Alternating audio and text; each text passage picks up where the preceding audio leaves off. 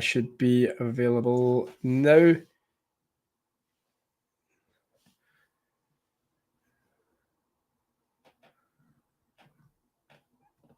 Hello, sorry about that. Technical difficulties. Technology isn't my strong point. Yes, Tom Grant here.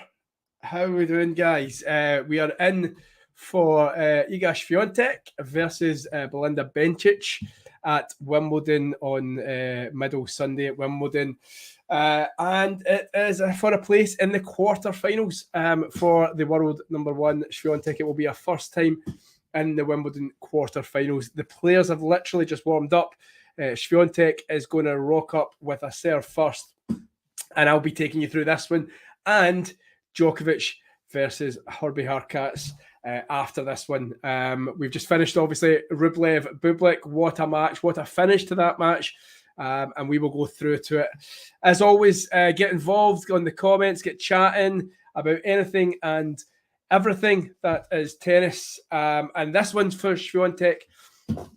Should be a considerable challenge. In fact, Bencic does have a decent record against her in terms of beating her at a Grand Slam. Swiatek, she beat her at the US Open in 2021, and she has won the first point. So could be a tough afternoon for Iga Swiatek, who, as I said at the start of the stream, hasn't made the quarterfinals of Wimbledon in her career so far. Of course, four-time Grand Slam champion. She's rocking up a second serve right now, which Bencic puts long, and we're all square 15 all. Coming into this one, what have your guys' thoughts been about Wimbledon so far? This has been my first commentary of the event. I did jump on for a little bit, I think Wednesday night at the tail end of one of the matches. But yeah, I was loaded with a cold last week. I had conjunctivitis and the cold last week, so it wasn't a good week for me at the start of the week. And of course, Wimbledon organisers, wasn't a great week for them at the start. A bit stop-starty, a bit kind of mundane, I thought, on Monday. But certainly the event since probably Thursday has certainly picked up speed. Yeah, some good matches, some good stories, some good talking points. As Swiatek another second serve. As always, anyone who has joined me on these streams before, I'll be trying to keep you up to date with everything that's happening around Wimbledon as it happens.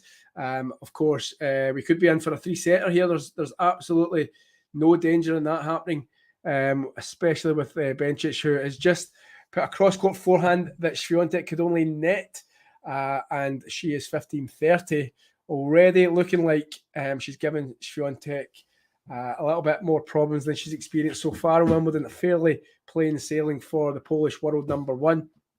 And interestingly, Swiatek, when she was coming out, obviously having to wait for over 3 hours for the Rublev Bublik match to finish. Of course, Rublev was 2 sets up. He also had match points, but Bublik fought back, and Rublev finally coming through. But that delayed the Swiatek start. And interestingly, as she walked out, she did have to take to her own chair and fix a blister, which was interesting, because why couldn't she fix that blister while she waited is probably the question. As the players exchange forehands cross court. Now down the line by Bencic, and again by Swiatek. She's at the stretch. Definitely Bencic in control at this point, although a lob hits a line by Swiatek. They're now back to it, and Bencic nets. And Ghost, how are we doing? I had an inkling that you would be joining us. So Ghost already disagreeing with me. I'm saying this one will be a lot closer than she's experienced so far. I think this might be 3. I've got a feeling. But Ghost is obviously confident, starting to think that Swiatek is feeling her range on grass now. And he's going for a 6-2, 6-1 win for the Pole. A good start for her will be, of course, just to see out the first game, settle the nerves a little bit, as she goes cross-cut, and Bencic can only find the ground with a stretch return. And it's 1 game to love for Swiatek. In the end, got through it fairly comfortably. She's still feeling that right foot. I told you a minute ago she was dealing with a blister. I wonder if that will come into play at any point at all. So let me know what's been your favourite moments. Is coming towards the end of week 1 of Wimbledon, a very, very stop-start Wimbledon. I think they're now finally caught up. But I think one day they had to try and get through 89 matches, which of course they couldn't do. So they've been playing catch-up, chasing their tail ever since Tuesday and Wednesday. And for me, some strange scheduling decisions. I'm sure somebody will be able to inform me why they can't do centre court and court 1 before 1 and half 1 respectively. It would be the obvious choice for me. But yeah, lots of things happening. Obviously, just more recently in the Bublik match, I don't know if we saw that final point. That will be probably shared across social media over the next few days. Bublik with an absolutely blistering backhand down the line. He did a large scream, those screams that players do when they think they've won the point, a prolonged scream, but somehow Rublev got a forehand as he was falling to the ground. He got it back into play to set up match point, which he took with an ace. Fokke. Yeah, another thing I was going to talk about, talking about serves. Bublik, I think, did 2 underarm serves, which he won the point with. Alejandro Davidovich Fekina. I don't know if we all saw that yesterday evening. He tried an underarm serve at 8-all in the match deciding tiebreak, which Holger Rune read straight away, read like a book, and put away the winner to set it up match point, which he took. But yeah, Ghost, I see, Rublev, if I remember correctly, you were backing Rublev for the French semi-finals, which didn't really come to pass. Obviously facing the potential of a Novak Djokovic in the next round. So I wonder if you think that's his race run, or if he can cause the Serbian any issues. Of course, he's still got to get through Hurkacz, and that is no guarantee, although I think, Djokovic is playing well. He's on a run right now. He'll be keeping an eye on this calendar slam now, and he'll know already that's what he's wanting to achieve and extend his 23 Grand Slams to at least 24 by the end of the year, possibly 25. Okay, fair enough. Yes, I agree in a sense. Ghost raises a great point, and this is why we love to talk tennis. It is a great point. I saw a lot of people on Twitter, I was one of them. I think I called it madness. But I share your point. Why not do it? I just thought the timing of it was strange. And for me, I didn't think Davidovich Fekina was one that was known for his underarm serves. I just wondered what the thinking, the mentality was behind it. Didn't see his interview afterwards, so he may have cleared up what was going through his head. Was it nerves? Was he getting a bit tight? Was he what it was? It's a chance. It's like, I don't know, in football or soccer, no matter where you are in the world, those Panekas, the penalties, they look great when they come off. But if they don't come off, you look foolish. I don't think maybe calling him a clown was maybe a wee bit harsh. Probably just a bit foolish at the timing for me. I've got nothing against underarm serves. I think they're good for the game. I think they create variety, and it's also a tactic to try and bring your opponent forward. So yeah, I get you. You're probably right. And I was maybe a wee bit harsh as well with my term of madness. I think I tweeted at the time, but yeah, I'm on board with that, Ghost. All for creativity and try to bring more people to the sport, try to bring more people to watch tennis, which I'll come on to a little bit later on. I was trying to, we've still got a banner that says we'll be live shortly, and we are live, so I will just remove that banner now. You can tell we don't have producer John to press the buttons in the background. So that's why it's just me. But I will get this down for you now. There we go. There we go. Now you can see me. I'm not competing with a banner to speak. So we're into going back to the actual live action right now. And at the changeover, I'll give you some stats, some background to these two players, how they've been getting on so far at Wimbledon.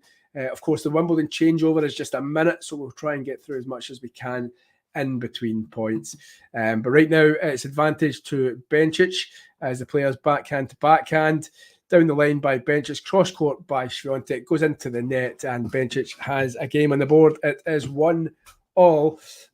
And yeah, just before Swiatek pulls up the next serve to 7-game 3. A little bit what I was looking into ahead of the game. Of course, these two players have faced each other on 3 occasions so far. Swiatek holds a 2-1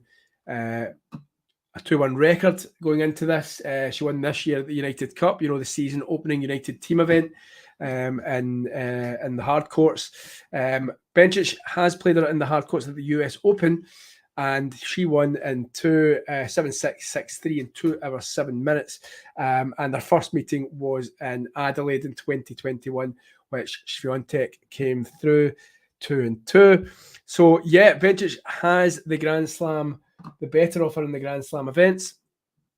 And so will that be a factor? Will that be playing on Swiatek's mind? Okay, Swiatek, her weakest surface is known to be grass. She's won Grand Slams on the other surfaces.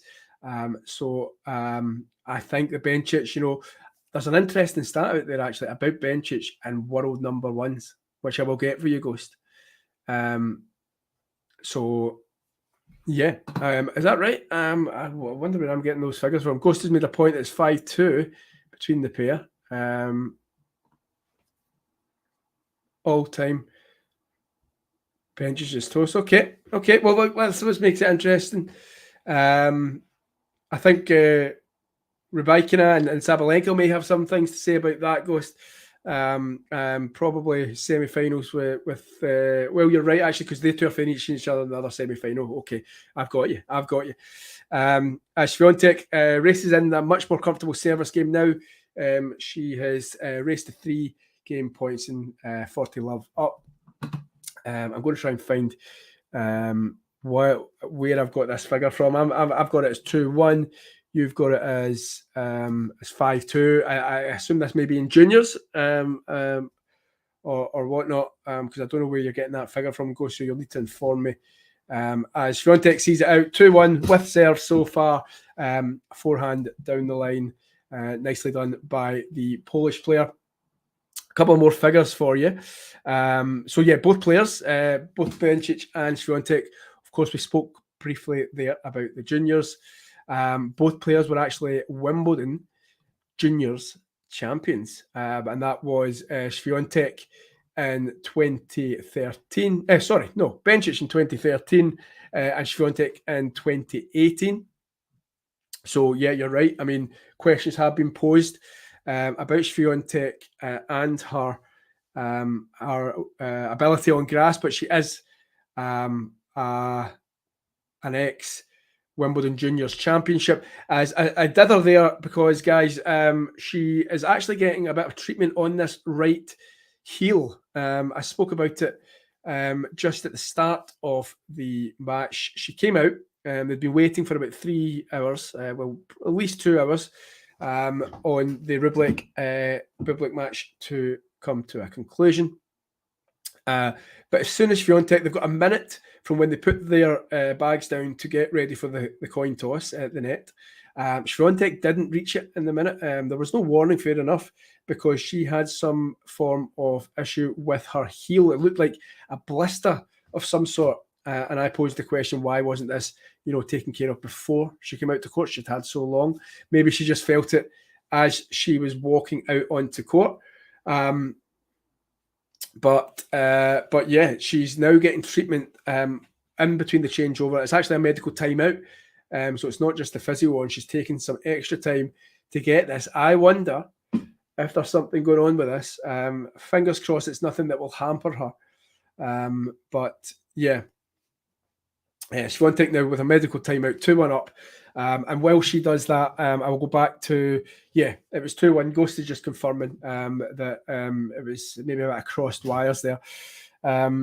Yeah, so Swiatek won the Wimbledon Juniors championships. Bencic won it in 2013 and Swiatek won it in 2018. So both players know or they have experience on the grass. Of course, Swiatek will be disappointed with her record at Wimbledon so far. As we go along, the players in terms of what they've been doing, who they've been playing so far, let's just kind of quickly go through their last 16. So Swiatek has won 2 of the previous meetings, but an interesting one that I mentioned a minute ago. So Bencic is making her 36th Grand Slam appearance here at Wimbledon. This is her 8th Wimbledon. Our best Slam result obviously came at the US Open. She got to the semi-finals in 2019. She's also reached the quarterfinals at the US Open twice. She's through to this round of 16 for the 3rd time, also in 2015 and 2018. And now it's the 8th time she's facing the current world number 1, having lost the last 2 meetings. So the 2019 WTA finals and the 2023 United Cup. In the last 10 years, only Alina Svitolina has won more matches versus the world number 1s than Bencic. Is that not interesting? I think that's a great stat. So for active players, currently in the last 10 years, only Svitolina with 6 has more match wins versus world number 1s than Bencic, which is 4. And with a win, it would become the second player to beat Swiatek multiple times at a Grand Slam. Also, obviously, Simona Halep is the only other player who has ever done that. So Bencic has got a lot going for her in this match. Specifically, she'll see Swiatek with the troubles with the right heel, and she will take courage from that. And she does have the game, a decent serve, dictates play from the back of the court. Of course, Swiatek with the power, she'll be the aggressor, you would think. But we'll see. As Swiatek wins the first point with a great winner, passing winner down the line. And so it's love 15. And all my bullishness for Belinda Bencic might be out the window early doors here. Good serve down the tee. Backhand, middle of court at the moment. Up the line by Swiatek. Good depth in that by Swiatek. It was inside the line, but plenty of dip on it there. And she goes love 30 up. And she'll be looking to make her mark early here and get an early break. So it's 2-1 Swiatek, love 30 on the Bencic serve. And yeah. Let's have a look here. Okay, so Bencic, good serve out wide. It was the old 1-2 wide serve down the other end of the court as it comes back with a +1. And Swiatek, despite her pace, could only dribble that ball into the net. And we're at 15-30. As Bencic now serving into the ad court. 15-30 down. The sun is shining at Wimbledon. Another good serve out wide. Block return. Didn't really have a chance of getting in play. We're now at 30-all. As I say, Bencic has a decent serve. And so it'll be one that she'll be looking to call on in the moments that matter. Of course, Djokovic and her catch to come after this. I'll be joined. I'll take a quick break and then I'll be back quicker than the players will be out on court. And I'll be joined by Nick and Isabelle, and we will be talking the first week of Wimbledon. And of course, when that last ball drops for the day, we will also have, aptly named, the last ball drops. A roundup of the day's action in Wimbledon, as Swiatek has carved herself out first break point of the match as Bencic goes into the net, and an early strike wanted here by the Polish world number 1. And this could be going the way of Ghost's prediction in terms of being a lot more comfortable. It's very early though, and I'm not going to write off Bencic, as I've mentioned her record against the world number 1 is pretty good. And that was a pretty good serve. Seemed as if Swiatek was a little off balance as she caught the forehand return and can only loop it out of the court. Just now on the Bencic serve.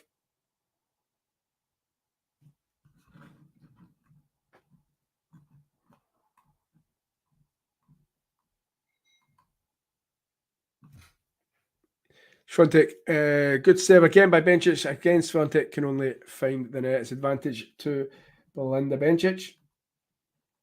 We'll go through quickly who they've played so far. Bencic, of course, beat Britain's Katie Swan in round 1, Danielle Collins and Magda Lanette in round 3. And Swiatek has taken out Zhu. She's taken out Sorribes Tormo and obviously Petra Martic, who she beat 7-5 in the second. Probably the sternest set of tennis she's had to play so far in SW19. She's playing well here. As I say that, commentator's curse.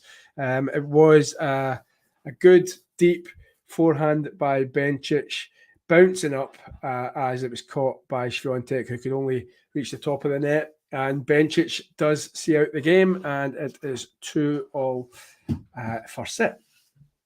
The court time of the player so far, Swiatek has only been on court for 4 hours, 14 minutes across her 3 matches. And that is a whole hour and a half, really, less than Belinda Bencic. And remember, it's these type of matches every 2 days. Some of the players have been playing, more than they usually would be. It's not been a regular schedule of 1 match every 2 days. It's been maybe day after day because of the weather. As the players exchange, good middle of the court forehand, catches the line by Swiatek, 15-love. Swiatek has been on for 5 hours, 43 minutes. So Ghost, talk to me if you're still kicking about. What's been your favourite moment? Did I miss that? Did you tell me? What's been your favourite moment of the Wimbledon first week then? Might still be to come. Could be tonight. Could be a 6-1, 6-2 victory by Iga Swiatek. She finds the net with a first serve. Loading up, serve 2.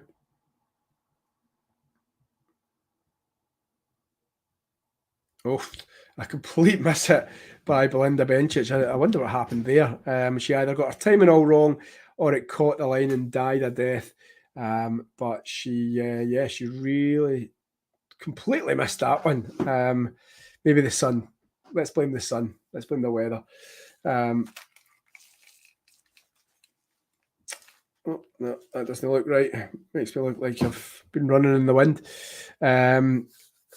Serving not been happening too much for Swiatek right now. She is. Let's have some look at the stats. Every time I look at her, she's serving a second service, and Bencic is on top of that second serve that time. She drills one down the line, but Swiatek's managed to get back in the rally. Very neutral at the moment. They're backhand to backhand at the moment. Bencic puts it into the net.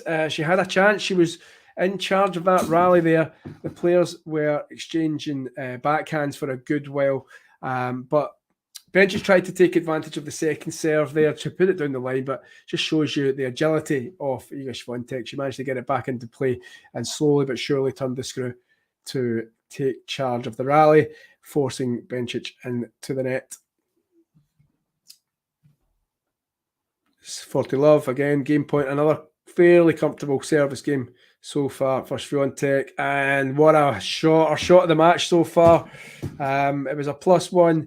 Drilled right into the corner, up the line, 3-2. She's definitely took a wee bit of time to get through into this match, settling. It's still with serve, but Swiatek now looking the more confident player. A little bit of statage. Anyone who's watched me before will know I like a bit of statage.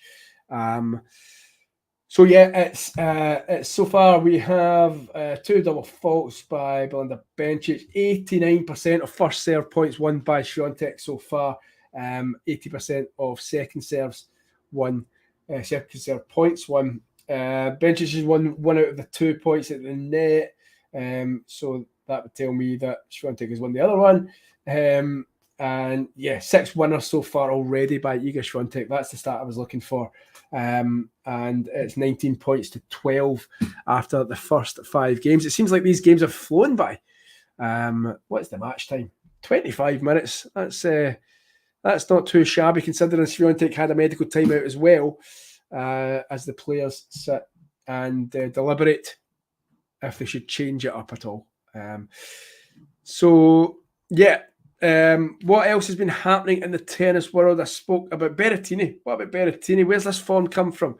A man who has, lost a bit of form through injury, loves the grass, a finalist here 2 years ago. Came into, I think he said last night in his on-court interview, he had spent days crying in bed, wishing he could be out on the tennis court. And he has, again, turned up at the grass courts of Wimbledon. Blistering performance last night. I mean, both players, to be fair, Zverev, I know it was a straight sets loss, but Berrettini just having that little bit more edge on the bigger points, but both players were absolutely smacking tons out the ball. It was a really enjoyable watch, as was the Bublik Rublev match. What did I watch yesterday?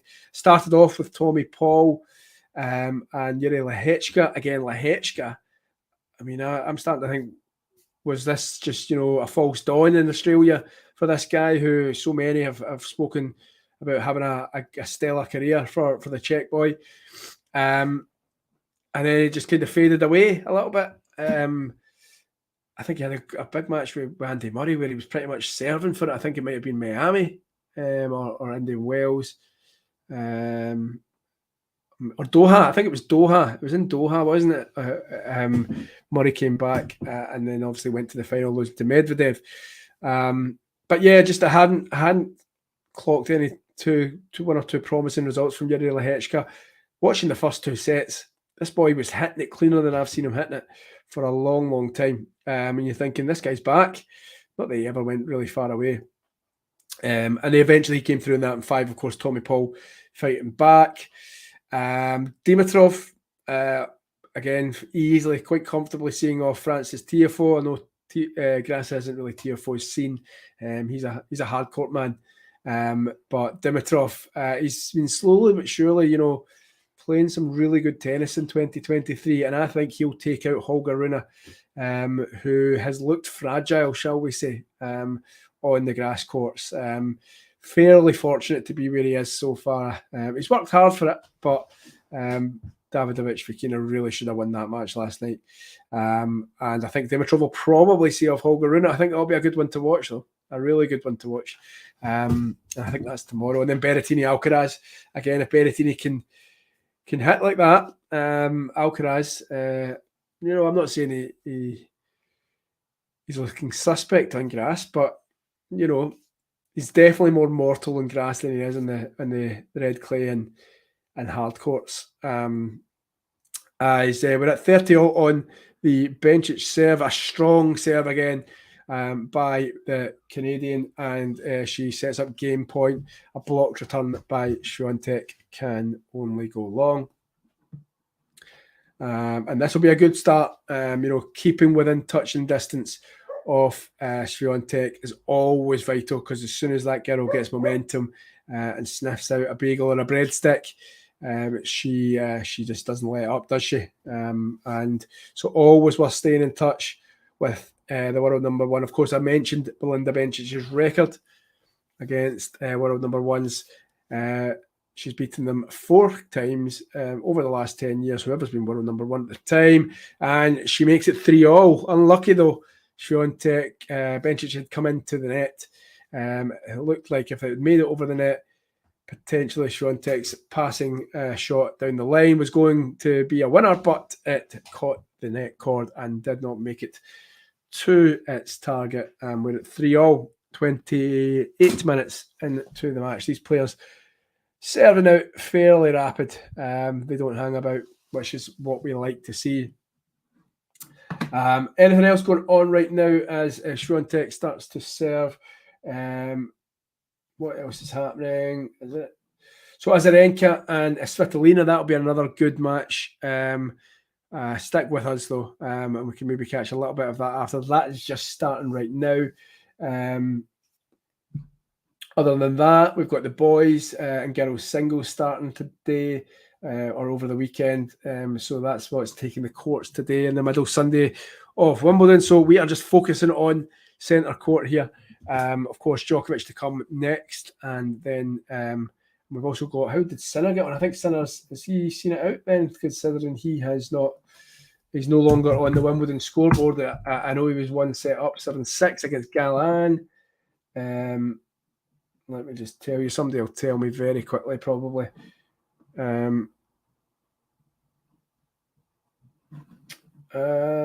Completed. Well, if Azarenka's now playing, is that not on court? Yeah. Sinner 1-3. And well, what about Safalin? Beating Shapovalov. I heard Shapovalov wasn't well in that match, but his first ever Wimbledon, and he is into a quarter final. And also Mira Andreeva. What a story. 16 years old. She beats Potapova this morning. I did watch a bit of that. 16 years old, and moving on in the ladies singles. So back to the tennis at hand right now. 3 game points to Swiatek, and Bencic goes long with a return, and it is 4-3 to Iga Swiatek as the players take a quick rest. Doesn't look like the blister problems of previous are still affecting the Polish world number one, as she looks to add Wimbledon to her Grand Slam titles. Of course, a 4-time Grand Slam winner. Won the French this year. Didn't win at Australia. That was taken by long-term rival Arya Sabalenka. But Swiatek has got 4 Grand Slams to her name. Of course, winning the French Open, the Australian Open, French Open, Australian, and the US. So she'll be looking to add Wimbledon to that.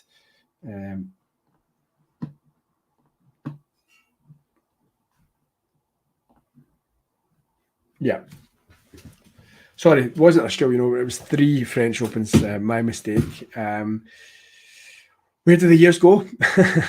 That's all I can say. I can remember when she won her first one and nobody thought she was going to win it. So, yeah, my mistake. She hasn't won Australia. She's only got as far as the semi-final, and that was last year. Okay. Hi, Ghost. Trolling some Englishmen. You know, whatever takes your fancy on a Sunday afternoon, go get them. Go get them, Ghost. Go get them. As Bencic loads up to playing catch-up throughout this match because Swiatek opted to serve first. So 3-4, Bencic serving. First serve goes a little long, and she is rocking up second serve.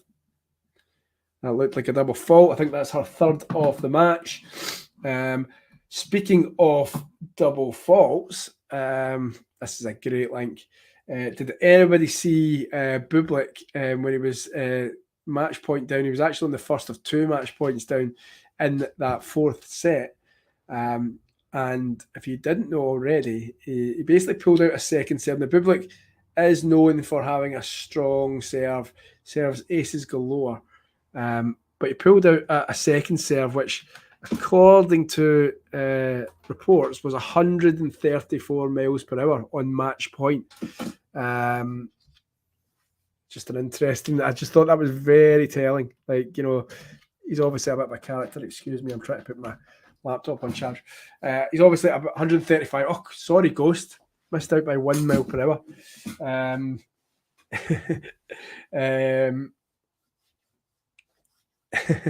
Yeah, well, do you know what it is? 134, 135, no matter which one it was, still ballsy stuff, shall we say, to do it when you're double match point down. I think it was very Berrettini. Zverev had served a couple of double faults, and when he was match point down last night, you were thinking he's literally just going to float this one into the court. And he did. It was like a total, I think it was 83 miles an hour or something, second serve. Obviously still didn't win the match. Swiatek hits the net. 30-15 it was on the Bencic serve. And I've not seen too much of Christopher Eubanks. I've got to say, he's one of those players that, I've seen him do some commentary. I've seen it through social media, and he's really, really good on the kind of punditry side of things. I think it's Tennis Channel, is it? He does it with.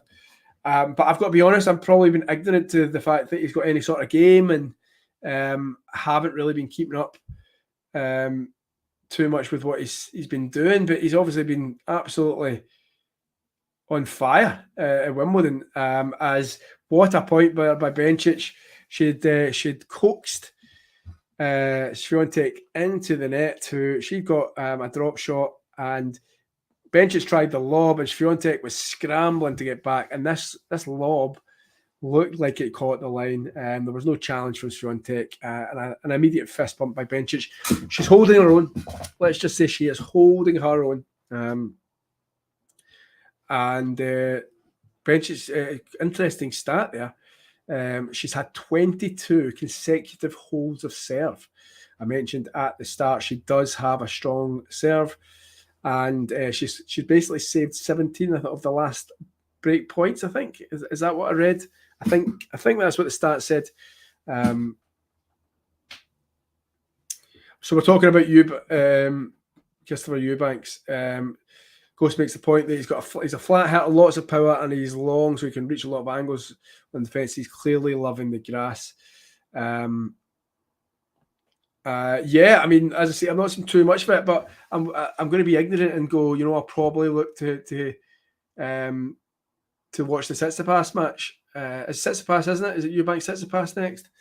And because I think when players start to kind of catch your interest, you want to see what they're all about. So yes, this is an old Brazil away top. One of those ones you find in Turkey and you buy for cheap, and it gets you through your holiday. Let's just say that. But fits quite well. I'm a Pele guy. I'm a Leo Messi guy, to be honest with you. I know that kind of contradicts because he's Argentinian. I'm wearing a Brazil top. I'm weird like that. But yeah, I like Ronaldinho. Growing up, I went to the Nou Camp, or Camp Nou, whatever you want to call it, a few times over the years, and especially when Ronaldinho was in his heyday. Just quickly back to the tennis. It is 30-15 on the Swiatek serve, but Bencic just won another competitive point there, where it was almost like a split between a cross court winner and a lob, which caught the line. She's definitely causing trouble to Swiatek. Not as comfortable as with many of us, not pointing any elbows, but and she's just put away a second serve of Swiatek's with an unreal winner. She'll be looking at that Swiatek second serve. It's looking a little bit ropey here. It was well short. She had plenty of time. She picked her spot and the backhand down the line. And it is 30-all on the Swiatek serve. I think, am I going to get joined here by Isabelle? I think we will. Hold on. Hello, Isabelle. How are you doing? Hi, Tom. How are you? Yes, I'm good. I didn't think you were joining us until Novak later on. Well, I had the time. Good. How's the States? All right, all good? All good for now. Yeah. It's a cloudy July day, so it's good. Lovely. Yeah. It's only the start of the day, though, isn't it? So you've got the whole afternoon ahead of you. Yeah, I suppose it could warm up. Yeah. So how have you been? What's been happening? Not much. I did just finish moving to a new house, so I have a whole new setup Okay, right, okay. for our live streams. Yeah, nice one. What was from a different town, different area, different city? What was Just the different move? house, different house to house. Yeah, Okay, still in LA. still in LA. Okay, Yep. the mean streets of LA. Well, just with all your moving, then. I mean, I know that you were on a couple of the streams during the week. What have you been catching up in Wimbledon? Like, how's it? What's your first week take? Well, I've been able to catch a lot of it actually because it's on so early here. Cool. You know, I can just get up at like 5 a.m. and it's there. So I've managed to see some stuff. Caught Rublev this morning. That was great. That was a good match. Yeah, Great fun match. Yeah, Really yeah. fun. He hit some incredible rallies. Like Yeah. I haven't seen him play like that so far in this tournament. It was really fun. Yeah. No, I was a bit like what the ladies must have been. I was going on after the match. But I was starting a stream after the match, so that when Swiatek started, right? So I'm thinking at 2 sets up, right? Okay, I'm ready to rock. Let's go. And then Bublik obviously starts keep coming back, and then starts, Yeah. so I'm like, right, okay. So I'm like the girls who are ready to play. I'm in the locker room just getting delayed. But Ghost and I were just talking there. You may have missed it about the Bublik, the 135 mile an hour second serve. Did you see that on match point? Did you see my favorite shot was obviously the one where Rublev had to dive to get a match point, and he hit a clean winner, and then Bublik was just standing there like in disbelief. Yeah. I think that's probably what he said to him at the net. A couple of minutes later, I think at the net, he's probably like, "How did you get that?" And because you usually, when you get those loud cries from players, I think Medvedev's big for it. It's usually when they know that they've just hit a winner. Do you know what I mean? So I think, I think Bublik was fairly convinced. I mean, he was convinced because he stopped running. He was just like, "I've won that point."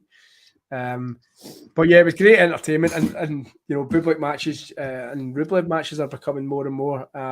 Glad Bublik had a decent run because I think there was a couple Miles included actually was writing off Bublik early in the tournament. I think when we were on Isabelle during the week, and I think he was down 2-1 or a set down, and Miles said, "Yeah, well, that's just Bublik." But no, so I'm glad he had a decent run. I'm quite happy that Rublev went through, though. I think I share you and Ghost's love for Andre. I want him to make a semifinal. Yeah, I don't think he'll do it. I'm not sure about this year. I mean, I think it's Djokovic next if Djokovic comes through tonight. I don't know how many problems he'll cause Djokovic. So maybe not this year. Didn't that happen at the Australian Open? He got into the quarters like he always does, and ran after a great 5-set match with, I think it was Rune, and just fell apart with Djokovic. I think you might be right. Yeah. I'll double check that, but I think I remember the Holger Rune match because I remember how the match was decided. It was basically like a net cord that literally landed the other side of the net, and Holger Rune couldn't get it. Couldn't get it because obviously it was just like the most deadest of dead net cords. Just quickly back to the tennis, and then we'll get into Wimbledon. 15-30 now on the Bencic serve. So Swiatek is 2 points away from taking the first set. She is 5-4 ahead. I've been saying Bencic has been serving pretty well. I thought she would give Swiatek some troubles. It has been going to script so far in terms of she has been holding her own, but obviously right now as she gets one just over there, she goes for a love. Swiatek gets it back. They're still in play. The ball's in play. It's up high. Swiatek's surely going to put the smash away. She does put the smash away, and she has 2 set points. Thoughts on the Bencic? Swiatek over a set deep, Isabelle. But did you have any fears for Swiatek in this one? I'm not really worried about her. I think I actually had a dream last night that she had already won Wimbledon. But yeah, I'm not about Swiatek. I think I might have I woke up and was like, she already won, right? Right, okay. No, I'm not really worried about about Iga sailing through to the final. I mean, Bencic is obviously a great player, but I don't think she's much of a threat right now. I think down the line, going forward, Pegula is probably going to be a little bit more of a threat. I think Pegula shocked a few people.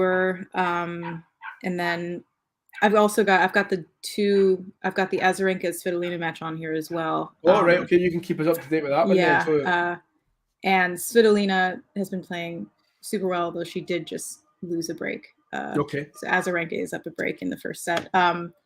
So I think there's more options for threats to Iga, but I fully expect her to sail through to the final. Yeah, I think Ghost. Ghost actually said that in one of the previous comments that she's pretty unperturbed all the way to the final. And of course, Sabalenka Rybakina should be a semi-final. Should be the other semi-final. Just quickly while they're on the set point here, they're exchanging backhand to backhand deep by Swiatek. Has got Bencic on the stretch.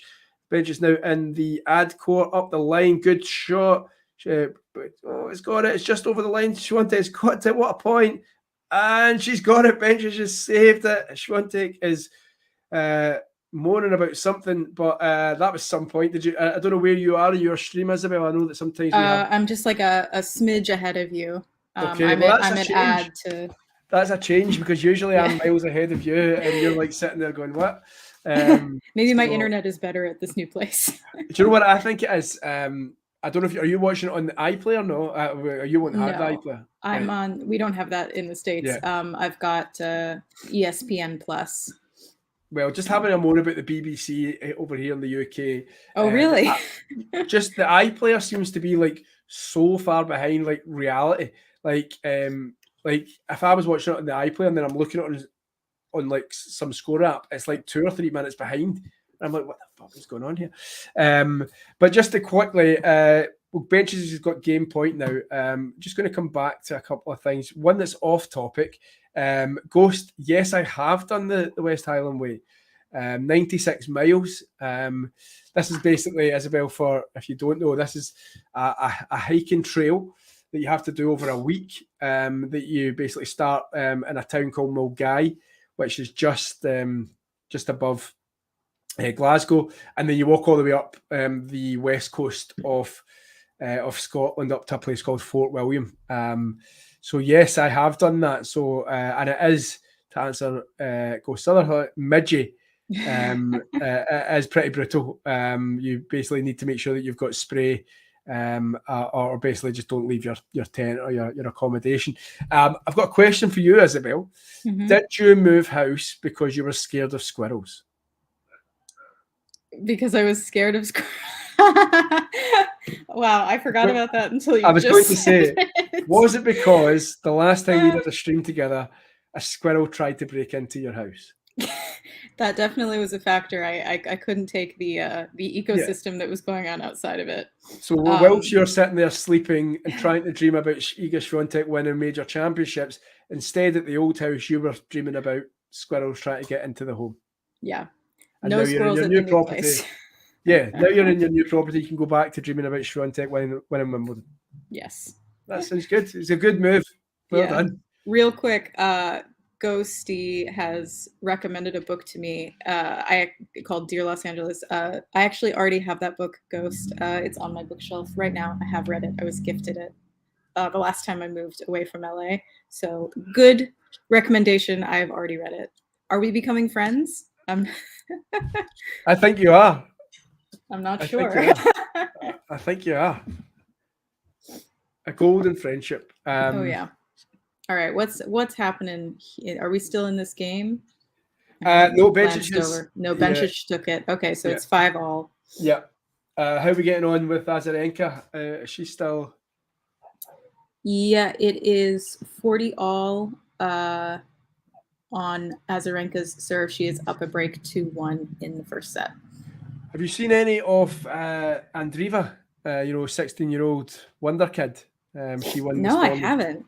Yeah, I've been wondering who that was because I didn't recognize the name. Yeah, I think I didn't really know much about her until Madrid. I think it was Madrid. She won a couple of matches. She beat Leila Fernandez. I know that was one of them. I think she got knocked out in the quarters of Madrid. Don't think she made it too far, maybe the second round at the French. But obviously here, I think she's been she's qualified here. I think it was Roehampton. And yeah, she's just beaten Potapova, 22 seed. And she marches on. So big things thinking about for this kid. Sometimes you fear for the kids or the players who are 15, 16, 17 when they make a break, and then it all comes too fast, doesn't it? Yeah.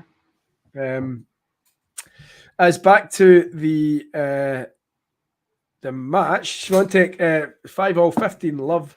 I just wondered, Swiatek, did you see the start of this match, Isabelle, at all? No, I went out to get coffee, so I missed the first thing. I came back at around, I think it was 4-all. Is there a coffee shop that you're going to make it your new hub nearby? Maybe. It's the only one nearby. So. Right, okay. Did you say hi to the staff?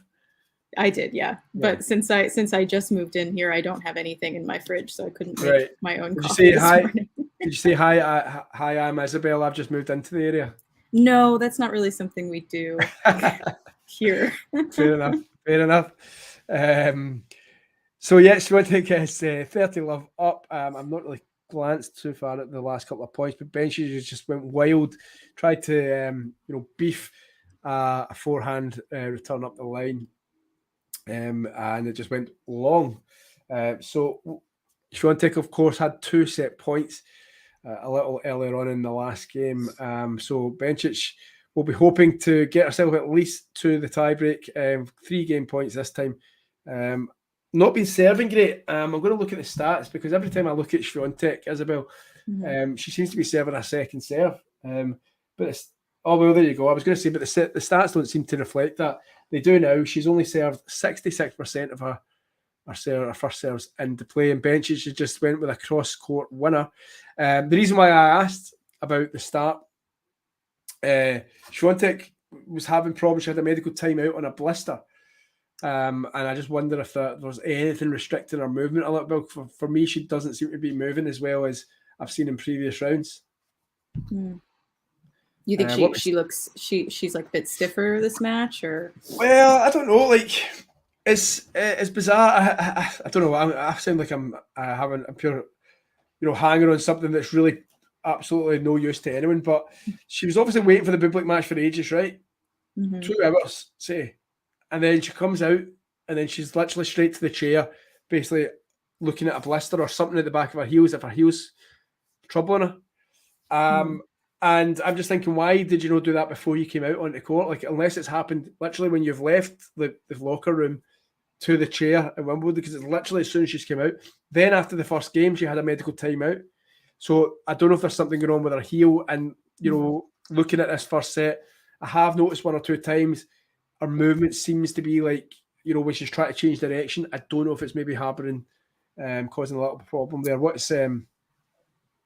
What's Ghost saying here about America? Tom, in America, when you move into a new area, we like to fire our pistol Jesus into the end of the announcer arrival. Wimbledon reach member household. Okay. Should have read that first. But yeah, okay, Ghost, whatever. Well, I'll update you on what's happening in the Azarenka Svitolina match. We are still playing this game on Azarenka's serve. I don't know how long it's been. I wish they would show me how long this game has been going on, but it's been a while. Okay. We had some really long rallies. Svitolina's lost a couple of break points, but she seems very determined to break back right now. I've been really impressed with her playing in this tournament. Yeah, Svitolina. Yeah, I agree. I think who was it? She was Venus Williams the first match, wasn't it? Yeah. And then I think a lot of people had mentioned that that she's had a fairly decent run. Am I wrong in saying she hasn't announced that she'd be like retiring or chucking it after this tournament, has she? Who, Svitolina? Svitolina, yeah. I know she's just back. I don't think so. I mean, she's still pretty young.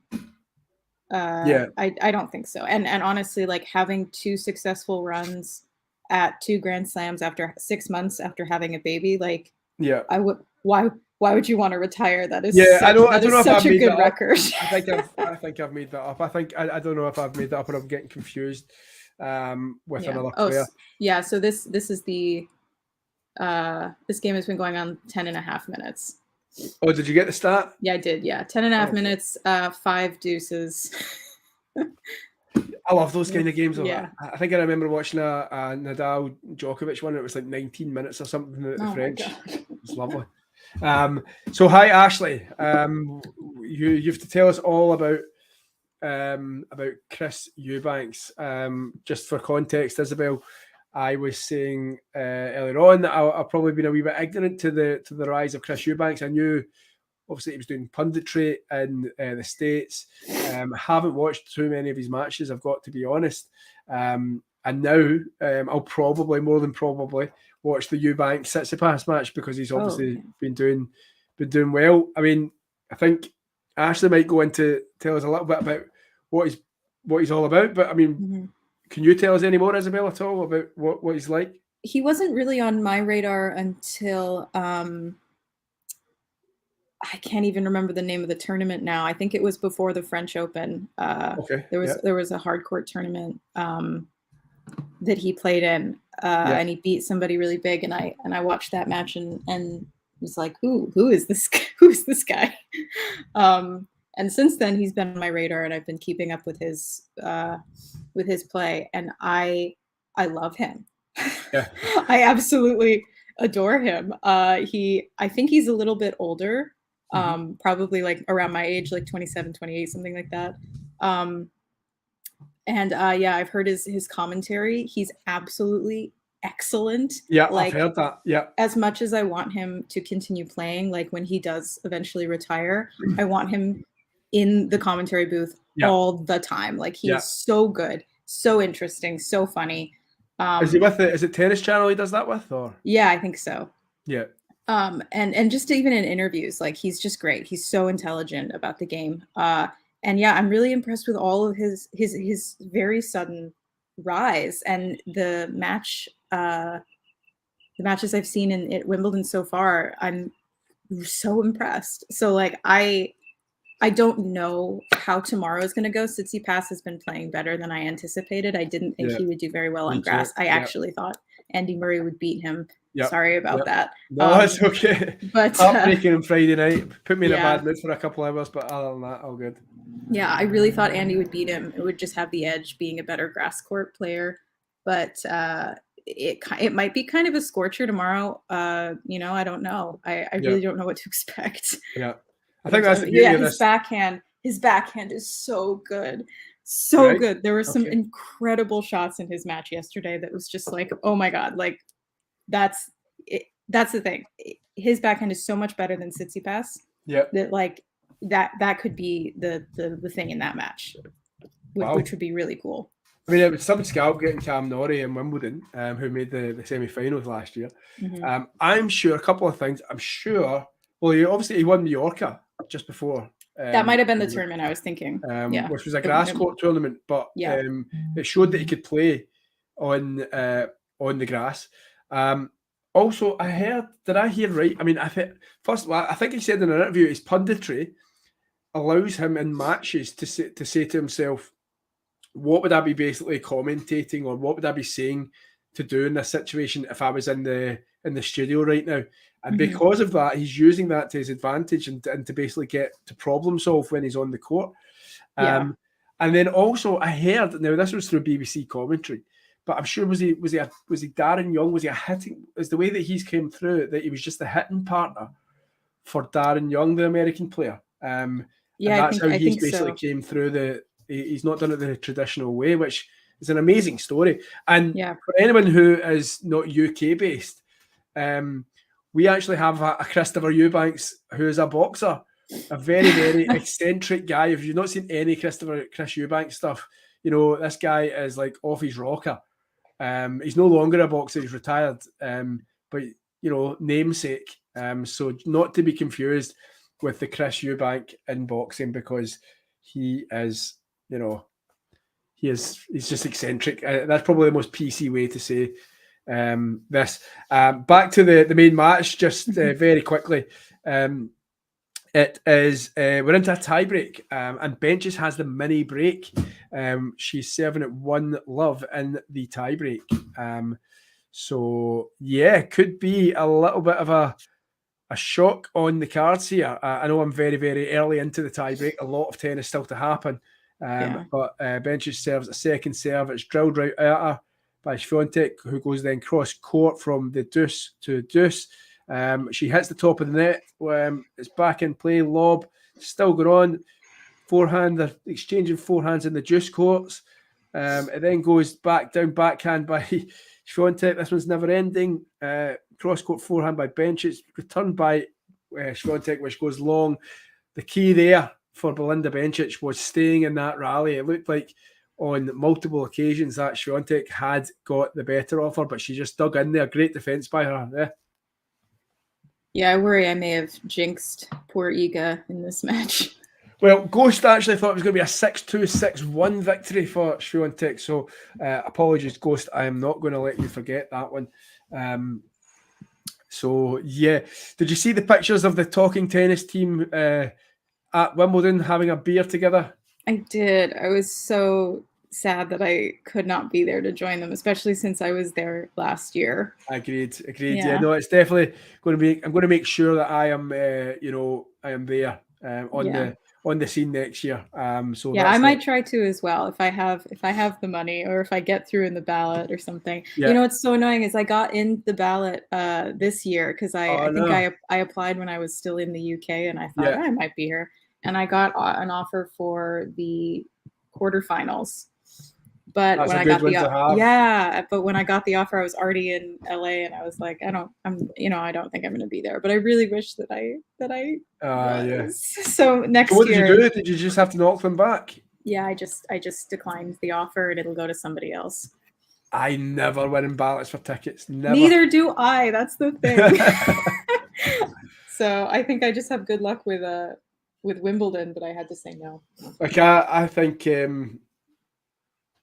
I've tried it for everything over the years, like the Champions League finals and like European World Cups for on the football / soccer side. Although I did get a London Olympic tickets in 2012, which is the only thing that I've ever got. I managed to get beach volleyball, which was pretty nice. When the Olympics, the Olympics are coming here, I think in 2028. Oh, right. Okay. And if I'm here for it, I'm definitely going to try to see some tennis while I'm here. Oh yeah, that'd be good. That'd be good. Yeah. I mean, because I don't think anyone else will be going, to the Olympic tennis in the city.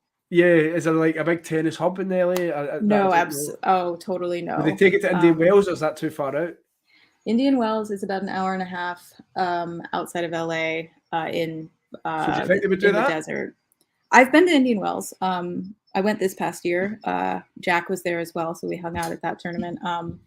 It's a good time, but there isn't a lot of tennis in LA itself. They used to have a tournament here, but I think it stopped in 2012. Yeah. You'd think there would be more tennis out here because Venus and Serena are from LA. Of course, yeah. Fritz is a California boy. I think Sam Querrey is also from California. There's a lot of players who come from here, but like it's not a huge scene when it comes to like the sort of majors or 1000s, 500s, that kind of thing. Do you think at the Olympics they'll take the tennis event to Indian Wells though, or do you think they'll maybe? No, it's gonna be in the city. Right. Okay. I know that because LA is so big. I saw a map a few years ago of what they're planning to do. It's going to be kind of all over LA, and I want to say the tennis is going to be in Long Beach, possibly. It was either the Valley or Long Beach. Hopefully the Valley, because that's much closer to me. But Long Beach is a little more like spread out, So I think that's where the tennis is going to be. They're completely redesigning our metro system so that people can actually get to all these places. Yeah. So we'll see if that works out. But I don't think that the tennis tickets will be hard to get. So hopefully I can go see some Olympic tennis. Well, just at the tennis at the moment, we have, somewhat surprisingly, we have Belinda Bencic 6, Iga Swiatek won in the tiebreak of the first set. I said Swiatek would win it in 3, by the way. I'm not just saying that when we have 5 set points for Belinda Bencic. But yeah, she has 5 set points here on centre court at Wimbledon. I'll just quickly talk us through that one. Strong first serve by Swiatek down the tee, spinning away from Bencic. She doesn't look too happy though, Swiatek. She does seem as if something's bothering her. And yes, so she 4 more to get back. Will it be Belinda Bencic first set, 7-6? There hasn't been any breaks of serve. Been pretty competitive this one. Good, another good serve by Swiatek, who serves it wide. Bencic gets it back up the line. Swiatek then goes cross court, and Bencic can only put it long. 2 set points been, 2 set points gone, but this time Belinda Bencic has the ball on her racket, and she will be serving for a 1-set lead. I'm pretty sure. I'll go and double check this, Isabelle, but I'm pretty sure Swiatek hasn't dropped a set so far. Yeah, I don't think she has. Oh no, she did. She lost the first. No, I'm lying. I'm looking at the wrong page. It was Bencic who lost the first set to Danielle Collins, not Swiatek. So this would be if she sees it out. The players now exchanging forehands onto the Bencic backhand. It's ad court to ad court at the moment, and Swiatek's she got it in, and she puts a winner away. That was a big point there. She'd put a backhand into the corner. It was touch and go at one point whether or not it was going to drop in. It did, and she put away the next shot. So we have a 6-4 scenario at the moment for Iga Swiatek. She's facing 4-6. Bencic serving. Again, this will probably be her best chance. If she's going to have any chance, you think, today, she has to take this exact point right now. Good first serve. She's challenged it. It was played right at the feet of Bencic. It's been called out, I think, now. It was going to be a challenge by Bencic. She's now fist pumping the air. I think she has won the first set. It has gone to a challenge. I think Swiatek has challenged it. If it has been called. Basically, just to not confuse anyone, we're at a challenge right now, and it was long, well long, and Belinda Bencic has won the first set, so we have a potential big upset on the cards. Isabelle, thoughts? I feel really bad for Iga. She looks really stressed. Doesn't look happy. Yeah, she looks stressed. Good word for it.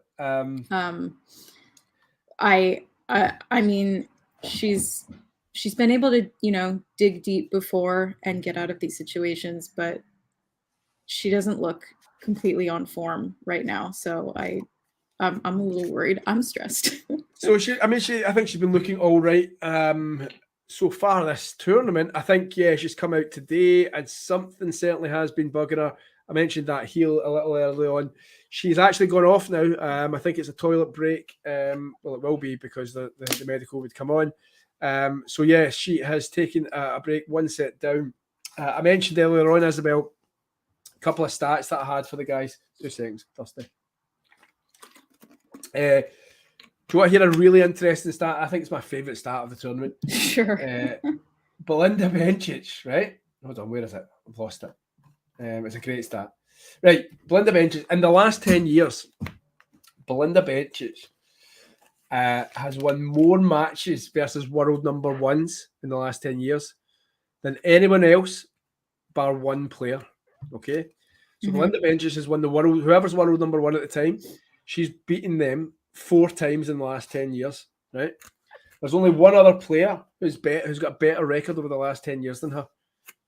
Any ideas who that would be?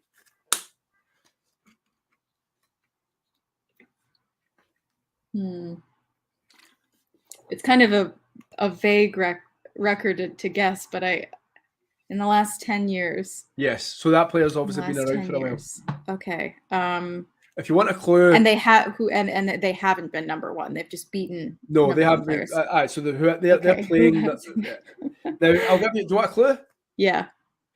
one of them's playing in one of the other matches that you're watching at the moment. I was gonna say, is it Svitolina? Yes, it is. Yes, well done. You got there.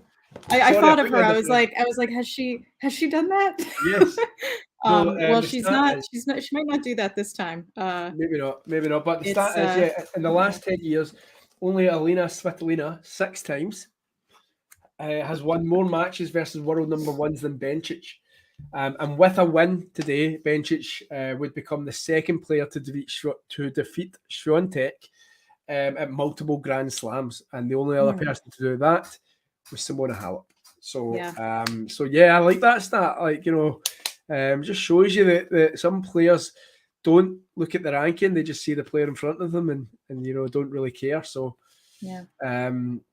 Speaking of Svitolina, Azarenka is serving for the set right now at 5-2. Wow, that went from 2-1 to 5-2 real quick. Yeah, wow. Okay, so do you think? Azarenka. This is. I think it was billed on the BBC earlier on as the Battle of the Mums. But Azarenka, can she do anything further than quarterfinals in this tournament? I know she's. Who would she face if she wins this match? Would it not be the winner of this? Would it? I don't have the draw in front of me. I should have known that before asking such a silly question. Silly boy. Let me just tell you now. Women's singles. I think it's the winner of this, but yes, it is. It's the winner of this. Well, if it's... I know what you're going to say. If it's Bencic, she's got a chance. If it's Swiatek, she doesn't. Well, yes, but depending how Iga gets out of this, because if I don't, it's hard to say because Azarenka, right as it stands right now, is playing exceptionally well, and just very powerful. So, she probably has a chance at beating both of them. Yeah, no, you're right. I mean, it depends, like you say, what Swiatek turns up. Azarenka got a lot more experience on the grass, so that might be a leveler. Anything can happen in tennis. It's a funny old game. Just to say quickly, Bencic has been out on the court ready to serve for a long, long time. Swiatek now just back from her toilet break. Will we see a more aggressive Iga Swiatek in set 2? We will find out. 7-6 to Bencic in the first could be a big shock here. As mentioned, to death, really, she's got a good record against world number one. So we'll see what happens. Djokovic tonight. You'll be on. Nick will be joining us as well, Isabelle. Any problems for Novak at all? I really don't think so. I was thinking about this yesterday. Is there anyone left in the draw who stands a chance at beating him? I don't think so. I mean, I kind of thought Rune maybe, but he looks fragile in grass. He looks fragile in grass after his match yesterday, which was a great match for anyone who didn't see it. It was absolutely incredible, and I only got to see the last set because they weren't showing it on television until the very last set. And I was like, this looks like it was incredible, and you didn't show it at all. Like, what? Well, it's funny you say that because all my mates, they don't really follow tennis, right? They're all football, soccer, whatever. But obviously when Wimbledon comes on, and because it's in the UK, everybody gets involved and they start watching it, and it's on like BBC One and BBC Two, which is like the kind of broadcaster, the national broadcaster. So anyway, finally, I've been banging on about tennis for years, and nobody's interested. Then one of my mates texted yesterday in the group WhatsApp to say, "Oh, Tom, are you watching Alcaraz?" And I'm like, "No." And they're like, "What do you mean you're not watching Alcaraz?" And I'm like, "Oh, I'm on another match." And they're like, "Why? This one's great." And I'm like, but this one's got the potential to be better because I was in the second set of Davidovich, Fokina, Rune. I'm like, these two guys, all action. Also mentioned that there've been a bit of niggle since Madrid because there was an incident in Madrid, about with a ball mark, and that was a great watch as well. But yeah, did you see the underarm serve then? I did, yeah. I did see the underarm serve. So yeah. I did watch the Alcaraz match as well, because that was what they were showing on the main feed here. Yeah. And I didn't think it was that good. I mean, it was a little tense, yeah. Alcaraz went down a set, but clearly the other match was like much more interesting, much more exciting. And I wish I'd gotten to see all of it. So at first I thought, before that match, I thought Rune maybe has a chance at beating Djokovic compared to everybody else who's left in the draw. But after yesterday, I'm like, actually, I don't know. I mean, even though he came through in that match, he came through like by the skin of his teeth. Like that was not, I fully expected Fokina to take that. So I think Dimitrov beats him fairly comfortably tomorrow. I think I did not expect Dimitrov to beat Francis. I was really disappointed with how Francis played yesterday. I didn't see any of that match, to be honest with you. It was boring, and Francis was like not even there. And I thought, when it was suspended briefly, he would come back until out. This morning, I thought, okay, you've been handed a chance here to like regroup and focus, and he didn't. It was straight sets for Dimitrov. I was so disappointed because Francis was doing really well. Dimitrov has been playing well. Just to update you before we go back onto that conversation, Swiatek has broken the Bencic serve in the very first game. So she's back in that toilet break. Obviously had a word with herself, and we might have a total flip of momentum here. Always, when you're playing the big players, always important to make sure you do not lose that first service game of set two. So Bencic will have to go back. Very little on way of break point and break action in the first set. There was no breaks of serve. I think there was only 2 break points. So we might have a much more open second set here. But yeah, back onto that. I think Dimitrov, he has been playing well. I don't think he'll win it, but I think Dimitrov has been slowly but surely. I think did he have a decent French? I mean, I watched him at the French, right? I watched him and he played Daniel Altmaier, and I thought that was going to be a much more, because Altmaier put out Sinner, and then and I thought Altmaier's playing really well here.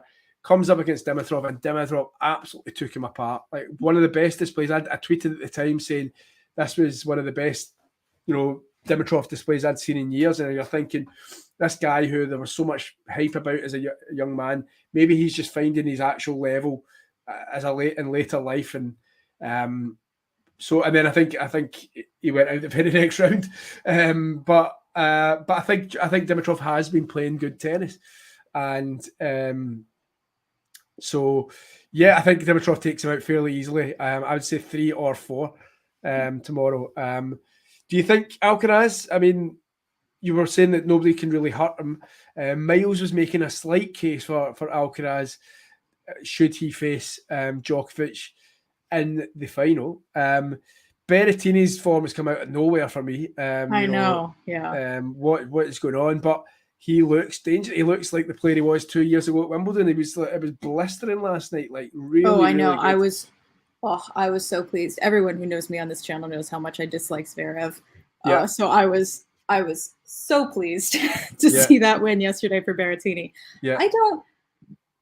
Djokovic just looks flawless right now. Yeah. And I hate to say that, and I knew that, Stan Wawrinka didn't stand a chance at beating him, but I thought he would give him at least some kind of challenge. And it was so not. And Djokovic just looks untouchable, and looking at everyone else in the draw, like, there's some great people, but none of them are as good on grass, I would say. Like, if this were a hard court, if this were the US Open, I would say, Medvedev's got a chance.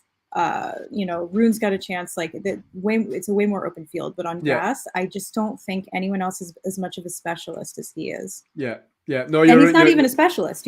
That's not even his specialty. So you're bang on the money, and he'll be equaling Roger Federer's 8. I know. I can't even talk about it. Oh, sorry, I'm upsetting you. So yes, we'll just wait and see. I mean, I think if I'm being honest, I think I want Alcaraz to try and do something. I think that's the only hope. I mean, he may get a set off of him, but I don't think he's as confident on the surface, especially after yesterday. He's just not. I mean, obviously he's brilliant, he's great, but it's just that I mean, a better someone like Eubanks could probably tell you why, but I just don't see it. I just don't see him winning. No, you're right. You're probably right, and it's just the experience, and he's been here, done it so many times. When it comes to those crunch moments, you're now questioning Alcaraz, especially with the cramps from France. These big finals, there will come moments where that everyone's screaming from the centre court crowd. There's so much pressure on maybe a break point or a game point or a match point or a set point, and it's Djokovic has just been around the block and then some. And Alcaraz, maybe in a couple of years, that this will be his kind of domain. And I think with every match he is probably getting used to grass more. Of course, winning Queens a few weeks ago. But I think you're right. I think just Djokovic is just. It'll be a final. I'll sit down and watch and still kind of root for Alcaraz to win that. But it'll be more out of hope than confidence, I think. As we go into Swiatek, game point 40-30, just to consolidate her break of serve wild again by Bencic. She's complaining about something to her box. What about I've not seen any of Safalin. I haven't either. Yeah. I don't know him at all, so can't speak to him. Again, that's probably my failing. I need to maybe do a little bit more research on the guy. But it shocked me. It's just one of these players you see in the draws of the 250s, the 500s. You don't really take much notice of because you don't think they're going to do anything.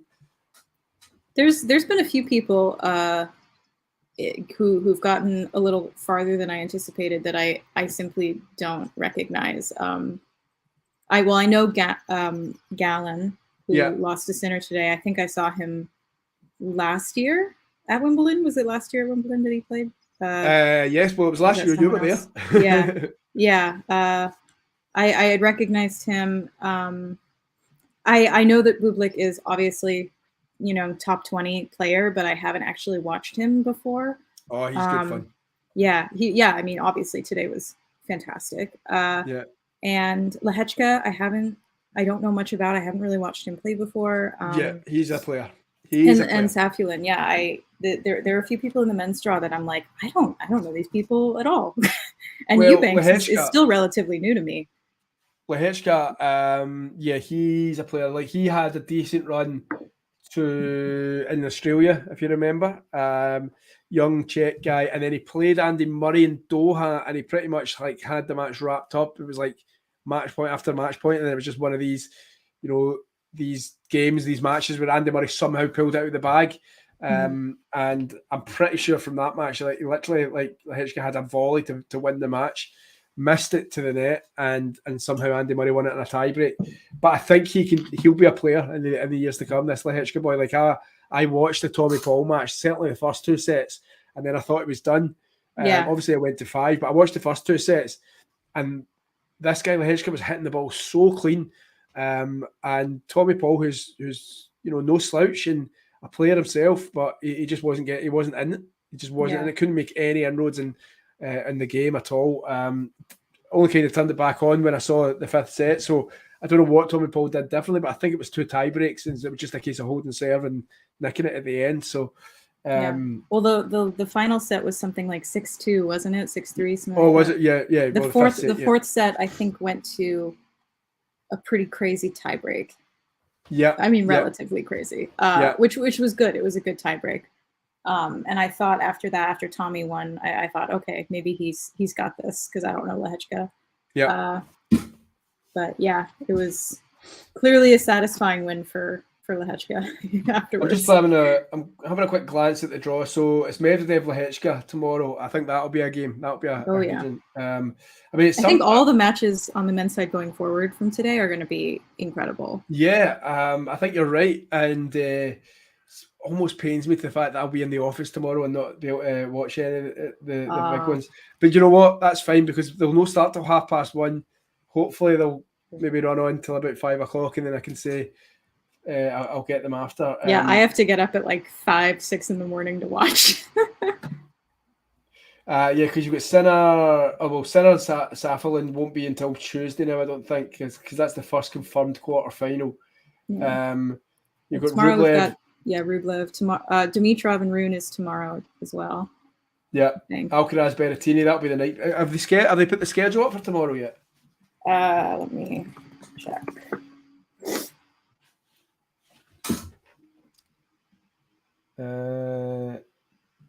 Yes, they have. Right. Yeah. So Eubanks and Tsitsipas will be at 4 a.m. for me. And I will have to get up for that because that's the one I want to see. So what? And then I was just going to ask, what time will you go to your bed at then? Well, I don't really have anything tonight, so I can go to bed as early as I need to. Good. I like that. Yeah, I'm not working week. Okay, so then Medvedev and Lehechka at 5 a.m. Or give or take 5 a.m. We'll see. That's the tie of the match for me, of the round for me, and that's the one that I'll probably miss. Yeah, but that's fine. That's fine. And then Alcaraz and Berrettini, 8 a.m. and then Dimitrov and Rune are the last match of the day. But the thing, given how long everything will probably take, everything will get pushed back more and more. Exactly. So. Yeah. Remember, this match today was meant to be 3:30. Well, 3:30 UK time, and it was what. I've been on there now, an hour and 26 minutes. So that. Yeah, I think Djokovic was supposed to start a few minutes ago, but obviously that's not happening. Yeah. Well, we're looking likely. This could go 3. To update, it is 2-1 to Iga Swiatek in set 2. She lost the first set 7-6. And on the other match, it is 2-1 in the second set. 2-1 is Azarenka. She broke Azarenka, yeah. She broke her pretty early after taking that first set. Svitolina is still like making it difficult in every point. We just came off of another long game. Yep. But yeah, just can't seem to hold serve right now. Just to update then, I'm now looking at the schedule. I'm in Monday mode. So for those who are planning a day, an early day like Isabelle, we have centre court starting off the day will be Haddad Maia and defending champ Elena Rybakina. Then it'll be Ons Jabeur and Petra Kvitova, and then it'll be Alcaraz Berrettini. As Isabelle mentioned, Haddad Maia's 1:30 p.m. start, and which will be on time. But then the Ons Jabeur one, they say 2:45 at the moment, but that'll just be on after the first match. And similar, Carlos Alcaraz and Berrettini, they've got a 4 p.m. start, but that will likely be pushed back depending on how the previous two matches, which looking at them could easily both be 3-set slogs. So yeah, I doubt Alcaraz Berrettini will be up before 5 p.m, 6 p.m. UK time. On court 1 tomorrow, the one that I would like to watch will miss. It is Medvedev and Lehechka. That's the first match on court 1. Then it's Alexandrova and Sabalenka, and then Dimitrov and Holger Rune. Court 2 will be Madison Keys and Driva at 11. Eubanks Tsitsipas after that, and then we go into the doubles. So lot happening tomorrow to get the quarterfinal lineups shored up, and then we will be looking at the quarterfinal, the latter stages of the third Grand Slam of the year. As Swiatek is 7-game point, 40-15 up at the moment, to hopefully extend her lead in the second set and prolong this match. Bencic holding her hands up in protestation, wondering, I think, if it was why there hadn't been a call for Swiatek's serve. I'm going to go back to that point about Swiatek's serve. The match is 62%. Really, really struggling on serve as the world number 1. Yeah, that's. I don't know what her service stats have been through tournament. I haven't really watched. I think I watched the first match she played, but it's a bit of an off day on the serve, Isabelle. Yeah. Yeah, a little bit. Yeah. She seems okay now. I mean, I'm a little ahead of you, but she seems okay. She seems to be doing a little better. So. Yeah.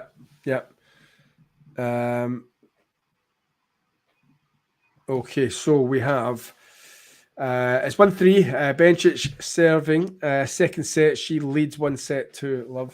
I've actually been trying to figure out, Isabelle, and I'm not sure if you know either. I'm not. Well, you might do. Do you know how John gets these tennis scores? I know John will be travelling at the moment. He's returning from his Wimbledon excerpts. I'm just trying to see if we can figure out how to get the score off the match onto this, but I'm not 100%. I don't know, since I'm not the technical admin or the host or whatnot. I That's do not fine. know how to.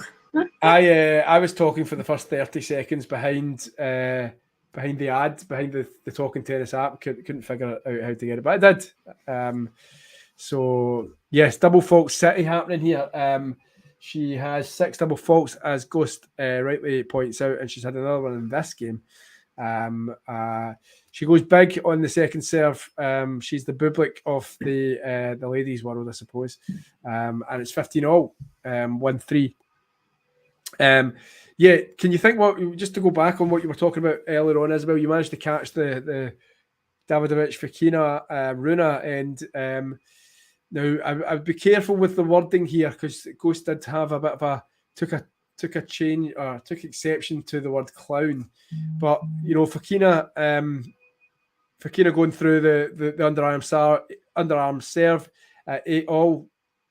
What's your thoughts on that? What was going through his mind? I mean, I always think with the underarm serve, because the only other person I know who really does that is obviously Kyrgios. I think they do it to throw their opponent off, because they always do it really quickly, so I think it's just a way to throw off your opponent, who has to completely reset and think differently about it. So I think he was just trying to throw Rune off, and it just didn't work. He read it straight away, didn't he? Yeah. He's too quick.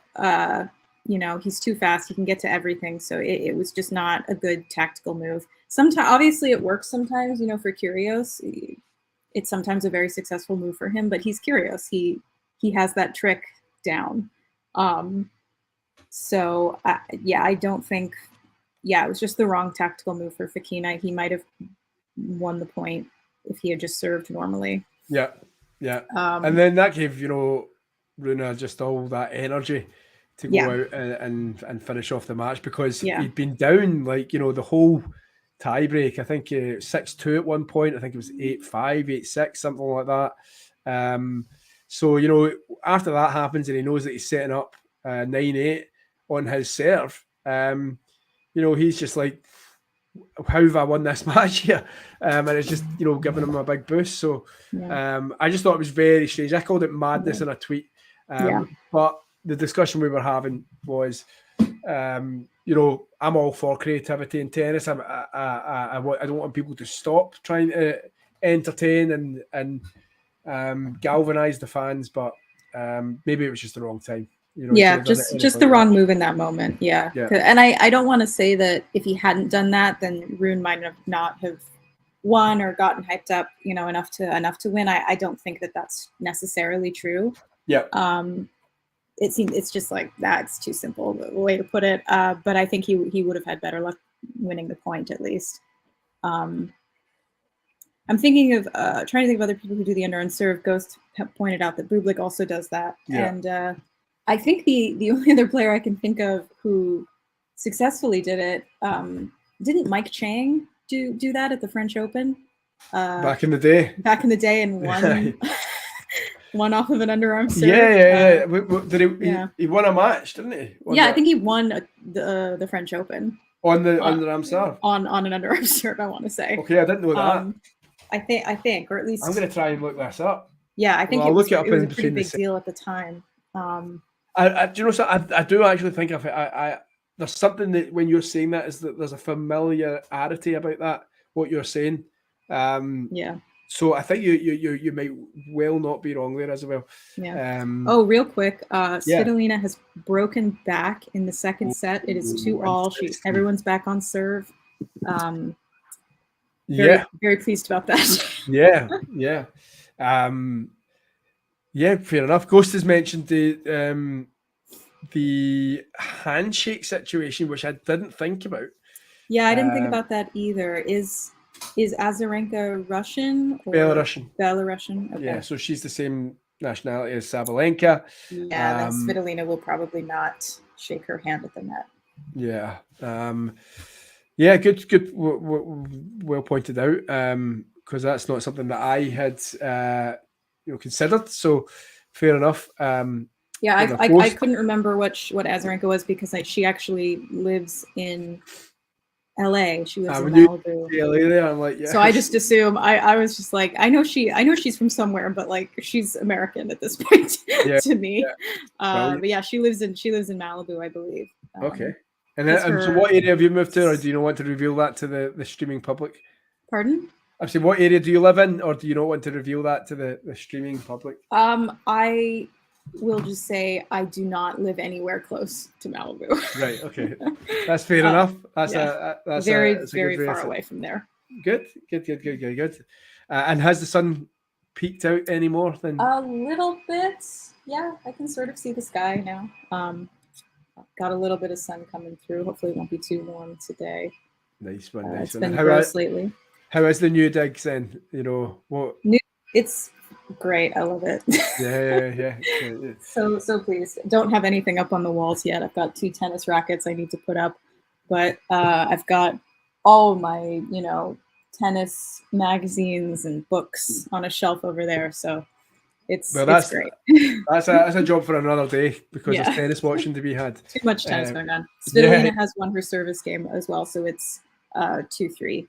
Oh, amazing! Okay, looks like you've got a bit of a match on the go there, as do we here.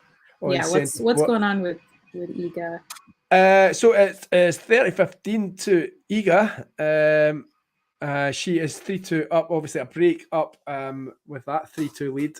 So she'll be looking to level up this match and take it into a decider. As Isabelle rightly points out, she does look a little bit more confident than she did in that first. There was something just off with her demeanour.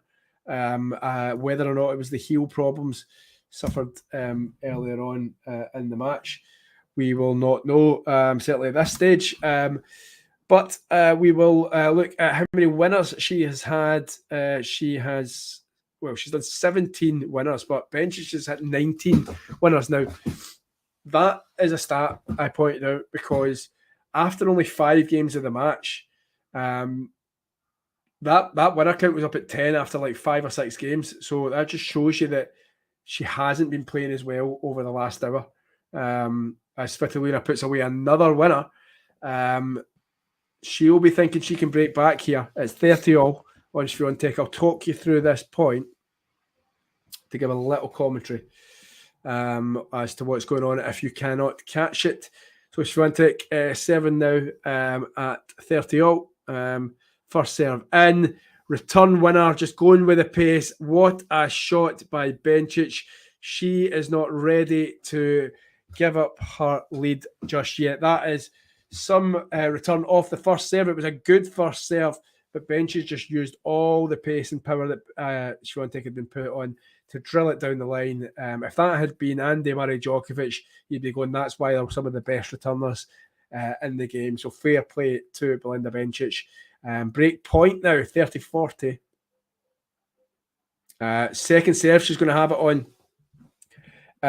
She's going to have it on a second serve. So that's a real chance here. She's been jumping on these Swiatek second serves, and it's a chance to get us back on serve. She's jumped on that one, drilled cross-court backhand. Swiatek gets it back, backhand and out. She has broken serve, and the momentum has changed in this one again.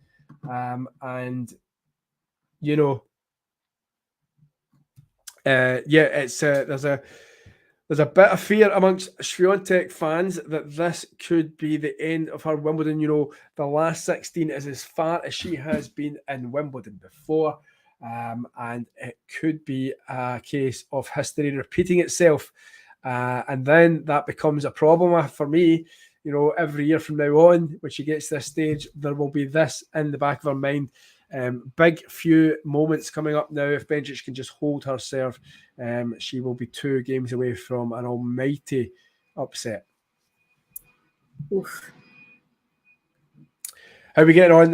Back on serve? Yeah, we're it's 2-3. Azarenka serving at 40-30. Svitolina just looks like she's returning a lot better now. And just her pace is a little better, although she did just lose this game, so it's 3-all. But yeah, she just seems to be, her pace is much better now. Yeah, but I don't know if she can. Yeah, I just don't know if she can beat Azarenka though. Yeah, it's about maintaining it, and that's why I said certainly for the Swiatek match, you know, if Swiatek had raced away with this set, it would have been a case, I think, of 1-2 in the next in the decider. But that's what's been so important about that break of serve there by Bencic, because she stays in touch. She is playing probably her best tennis. But, you know, a break of serve is no good unless you can consolidate it. And it's 3-all, 15-all. So really, really business end we're now getting to in the second match of the day on centre court. First serve by Bencic. It's played back to the feet of Bencic, who then gets it back to Swiatek. She is a bit wayward with that backhand. She had the whole court open up to her, and she puts it out with even the doubles tram lines. So wild from Swiatek there. She's murmuring something to herself. She knows she's under a bit of pressure here. Yeah, I think she needs to do some of those visualization techniques. Those breathing exercises that she does. The meditation. Yeah, in her during the changeovers. I don't think she was doing that. How big a blow if she goes out here? I know she's still young. She's 4-time Grand Slam champion, 3 times at the French, once in the US. But, you know, this Wimbledon stuff, will it become, you know, almost like, you know, the first thing she's going to get asked for most of the time? Will this be a big blow? I mean, people will probably start labeling her, or, you know, asking her a lot about it. I think she has something to prove, if not to everyone else, then to herself, that, you know, she can be an all surface player, which I think she definitely is already. She just, you know, it's in the world of tennis, if you don't have like a Grand Slam on that surface, it's harder to prove that to critics, right? Yeah. Especially on the women's side, I think. So I think she definitely wants to prove that she, you know, can solidly say she's an all-surface player. You know, I think this would really solidify her dominance, obviously, if she wins Wimbledon. Yeah, I think it would be a huge disappointment for her to go out now, rather than, you know, in the semis or in the final. Of course, yeah. And I was kind of hoping to see a Swiatek Rybakina final. I was really looking forward to that, so it would be really sad if that doesn't happen. Well, it's still a long way off. We're not writing her death warrant just yet, but she is 4-3 down, a set down. So the pressure back onto her to hold serve. If she doesn't hold her serve in this occasion, the Swiss player will be serving for the match. Now, the head-to-head, did you hear the head-to-head chat between these two players, Swiatek and Bencic? No. It was just earlier on, before we came into this. It's a 2-1 lead that Swiatek holds over Bencic. However, the one time that Bencic has beaten her, all three previous meetings have been on the hard courts. But the only previous victory for Belinda Bencic was at the US Open. And do you know what she won it?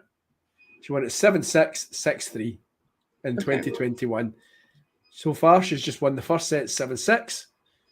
She could potentially win it 6-3. It would be a carbon copy of the 2021 US Open, which was again in the 4th round. So yeah, there's I mentioned history and repeating itself, but there seems to be a little bit of previous here happening again, and benches will remember that. Probably Swiatek too. So we have big points now coming up. Swiatek, who serve has been really, to be honest, misfiring recently in this match. Really, she's had 60% of her first serves in, but she gets this one in. She goes wide with it, returned by Bencic. Some odd bounce there. Seemed to catch Swiatek by surprise, but she puts away the backhand on the next shot, and she's trying to pump herself up here. Big game, this big hold needed for Swiatek and her fans. Oh, hey, Miles. Miles joining us. Miles is watching. Is he joining? He's in the chat. Hi, Miles. Sorry, I thought he was jumping on, which he's obviously free to do if he wanted to. Hi, Miles. How you doing? He's asking, what is Bencic doing well? I think she's serving better, and she's playing. She's not letting Swiatek. Swiatek keeps playing the ball to her feet. All right, and she seems to be anticipating that, and getting it out of her feet, and then basically keeping in the point. There's been a couple of times that she's stayed in the point when Swiatek has been trying to do that thing where she just overpowers you and dictates the point. Bencic has just been going, not on my watch, and it's been good. It's been a really, really solid performance. Not much wrong in it. Swiatek now though 30 love up. We're saying this, but Swiatek it wouldn't be any surprise. She holds here, and she breaks again as the players exchange backhands. But there you go. You've asked what Bencic has been doing well. She has been absolutely creaming these winners. She has just drilled a backhand down the line on the bounce, out of nowhere. She's been returning well, and that's some tennis. That's world-class tennis right there. Svitolina held her serve, so it is 3-4. 3-4 in that one as well. Yeah, she's doing a little better than she did in the first set. Good. Yeah, just to answer Miles again, I mean, 22 winners. If you came into this match and you were a betting man or lady, if you were putting money on who would have the most winners in today's match, your odds are going to be with Iga Swiatek, but she has out-winnered her. Although it is Swiatek 40-15. I feel like I'm almost kind of the match is done and I basically called it for Belinda Bencic, so I'll pull it back a bit. Still a long way to go. Swiatek is 40-15 up and is serving for a 4-all tie in the second set. And she has done that with an ace. I think that's that's our second ace of the match. Bencic on 4. And that service has gone up by 1%, 61%. So that's 34 of our 56 serves. Our first serves have managed to find the box. So yeah, up to Bencic now just to keep this going and hopefully nick it if she can. She'll be hoping certainly to nick it on the tiebreak again. So Svitolina and Azarenka, anything happening on that one, Isabelle? It is 30-all. Azarenka's serve. Is Azarenka's level dipped, or is it just that Svitolina? I don't think her level is dipped at all. I think Svitolina's just hanging on a bit better now. Azarenka's obviously great serve, really powerful forehand. So when she's hitting hard, it's a lot. So I think Svitolina had to adjust, but she just didn't adjust quickly enough in the first set. But she's kind of keeping with it now. She's hit a couple of great winners in the second set, and we're having some longer rallies. She's moving really well along the baseline, but I'm not seeing either player really move to the net much. Right. Azarenka is pretty much just powering through at the baseline. So if I were Svitolina, I would try to continue moving in, just because she obviously needs to change something because she's not been able to break Azarenka's serve so far. So yeah, yeah, makes sense. And this one we have 30 love on the Bencic serve. Swiatek now coming into the net, a forehand down the line, and Swiatek looks pumped here. Certainly the most mobile I've seen her in a while. She was aggressive. She put a forehand into the corner, immediately came into the net and put away the smash. She might just be like, she might have just had that talk, that meditation, that chat to herself and said, listen, I need to up the game a little bit here. Because she has, she certainly looked like she was up for it there. Distance covered by the players, 1,742 meters. To be honest, I don't even know. Is that is that more than often, more than usual? I don't know. I don't know. I shouldn't even have read that stat out. As well. I have no concept for meters, so. So yeah, I don't know why. I just thought it was interesting because she's in 1,742 for the distance covered so far in the match, with the Bencic 1,537. So she has covered more distance. Does that mean the Bencic has had her moving about more? Does it mean that she's opting to come into the net more?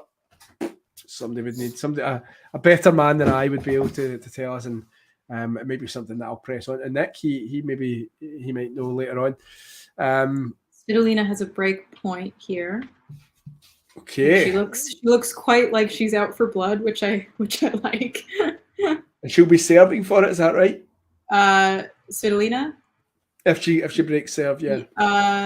Yeah, she would be serving for it for the set if she breaks. For the second set, sorry, yeah. She's had a lot of break points. She's only broken once to get back on serve. So, well, Belinda Bencic is a game away from beating Iga Swiatek, and no. herself and Ghost may have jinxed poor old Iga. Well, Ghost seems to be pretty happy, considering it's something to do with Anellas. We've got plenty of time to attend to her terrible book choices. And what is this? Is she doing some sort of book club or something? I did read this. So I can't remember what it was. She's something like, she basically recommends the 10 favourite books that she recommends you read every month. It is something bizarre like that.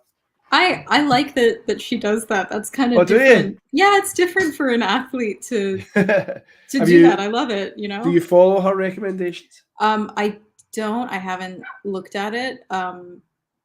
But I just like the idea that she's, kind of an introvert and a bookish person, and she's an athlete. I just think that's very refreshing. So I dig it. To read.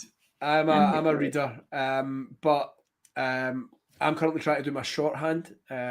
Do you know what shorthand is? Yeah. Yeah, I think so. It's just when you're trying to take notes down very quickly, and it's different little lines and stuff. Yeah. So I've got no time. If I'm ever going to go, right, I'm going to sit down for a couple of hours and read a book. My mind is telling me, you should be doing shorthand revision. You've got an exam in September. What are you doing? Mm-hmm. Why are you doing that? And then I can't concentrate in the book. So all book reading has basically ceased for me in the last 3 months, and I'm pure gutted about it because I love trying to go through say a book a month, something like that. You reading anything exciting right now, Isabelle? No. No, not Dear LA or whatever it was called. No, I've read that in the past, but not recently. I've been too busy. I've been moving the last 2 weeks, so I haven't had really much time to read. Azarenka's fought off 2 break points, by the way. Okay. So we're still in this game. Well played, Vika. Where are we with this one? We are on Swiatek is fairly comfortable in this. There could have been a bit of pressure in there. Her last serve speed was 130 kilometers per hour, and she has just served up another ace, one that was 178 kilometers per hour. So good on you. This match ticking on to the 2 hour mark, 1 hour 54. We have at the moment in time. Another ace. She's challenging it. Is that an ace? Is it not? It's a challenge. Is that where you are? Where are you at the moment, Isabelle? Yeah, we're at the challenge. She didn't win that one, but she is. But she's fairly strong in this game so far. I'm going to just have a quick check and see what Twitter is saying. Have you joined Threads yet? No, I haven't. No. Well, I read that if you sign up for Threads and then you want to delete your account, it also deletes your Instagram. So that feels like a dirty trick to me, and I don't want to be a part of that. I did not know that. I've already signed up. Oh my! Well, be careful. I signed up because basically we got an email in the work saying, "Oh, this would be a good chance for you to, become one of the first on a new social media platform. We think this is going to be the next big thing." Blah blah blah. And I totally got sold and was like, "All right, cool." And then I don't really use it, but I did see that there was 30 million sign-ups in the first week or something like that. Yeah, 24 hours or something. I mean, that doesn't surprise me because Twitter does kind of suck right now. So, we'll see how it goes. I do miss the old Twitter. So Twitter was my go-to place. That was my only, for a while, that was my only social media. Like, I didn't have Facebook, didn't really use Instagram. Don't know how to use TikTok. I need to get better at that. Sorry, Svitolina has a 4th break point here. Oh, okay. So she's not been able to get through on any of them, but they keep coming her way. So, well, Swiatek has managed to take us to 5-all. Another tight set, and she will be hoping that she can get this one over the line in terms of the set. She's let Bencic back into it, but Bencic, to be fair, has been playing some great tennis. So I think it's very, very tense out there. Yeah, Svitolina has lost another break point. Okay. So we're back at deuce for the 5th time. Okay. Strong serving by both. I'm just trying to have a look at how many break points there has been in this match. There has been 2. And yeah, so obviously the first set was 176, went with serve, and then there was a break by Swiatek. And then Bencic. But there's only been how many break points? Oh no, Swiatek's actually had 8 break points in this match. I didn't know that. I've totally missed that. Swiatek has only taken 1 of 8 break points, so I've been writing off her that she's not been having a good day. She's just not been taking her chances. So there you go. That's a surprising stat for me. I can't really remember her having 8 chances to break serve and then failing. And I've been commentating on this match as she goes wide with a cross-court forehand. Again, pressure applied by Bencic. And Swiatek getting a little bit rattled there. Pulls a forehand wide off the court.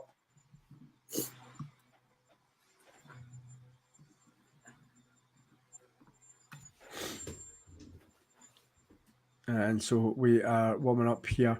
Of course, Djokovic coming up after. Do you know who's on the last ball drops tonight, Isabelle? I need to double check. Yeah. Let me tell you exactly who's. And for all you talking tennis lovers, I'm sure it's Nick and Vance, but I might be totally wide of the mark. So let me tell you exactly who's on. As Bencic serves a double fault. I think that's her 7th double fault. As a high number of double faults to have on your game. Azarenka holds, and it's 4-all. I think that was a very disappointing game to lose for Svitolina. She had 4 breakpoint opportunities. Yeah, that's a shame. Is that your little dog barking? I can hear. No, that's across the street. I have an open window here. Oh, right, okay. Yeah, well, unfortunately, you'll get used to that. Dogs. No more dogs on the streams. I had to leave those at the other house. So. Oh yeah, that's right. Yeah. But at least you've got the neighbour's dog. You can take that one Yes. for a walk. I'm just still trying to go. John has obviously been busy whilst he's been travelling back from Wimbledon. So, right, last ball drops tonight, followed by last ball drops. It's Damien and Vance tonight. So, depth of knowledge there is, second to none.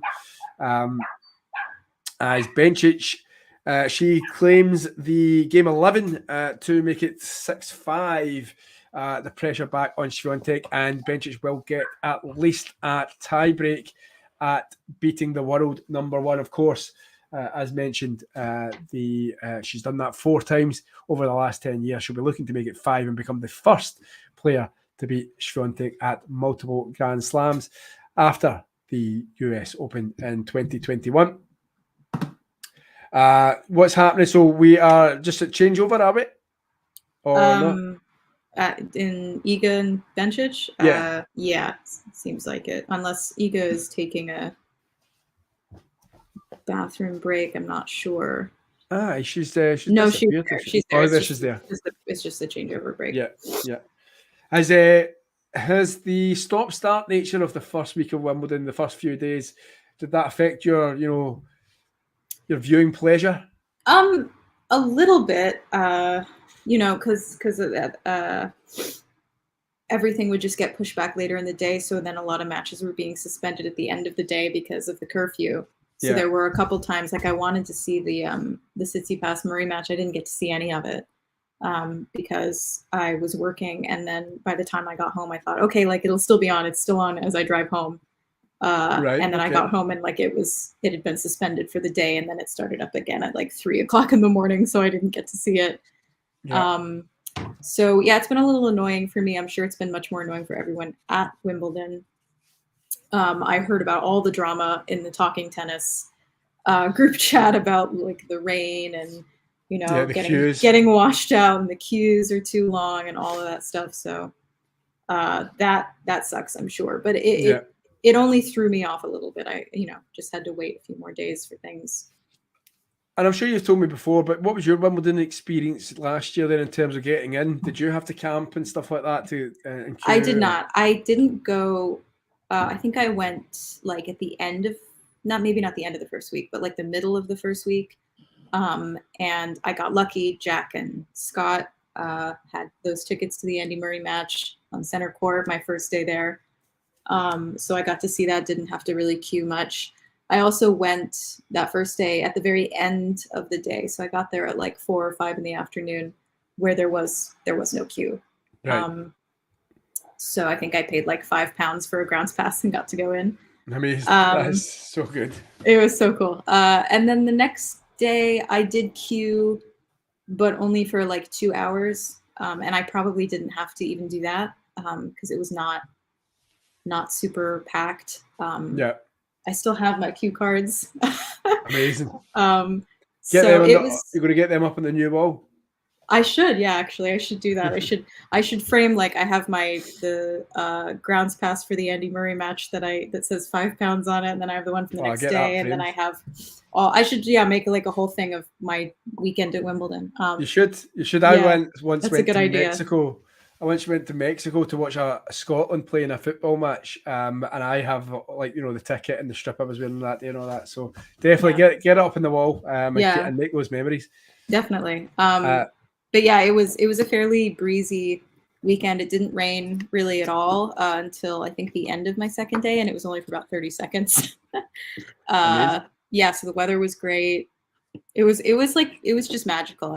Couldn't have been better. So this year it sounds like it was much worse for everyone. Well, another thing that couldn't have been better was Belinda Bencic's backhand winner to put pressure on Swiatek as the clock ticks over the 2 hour mark.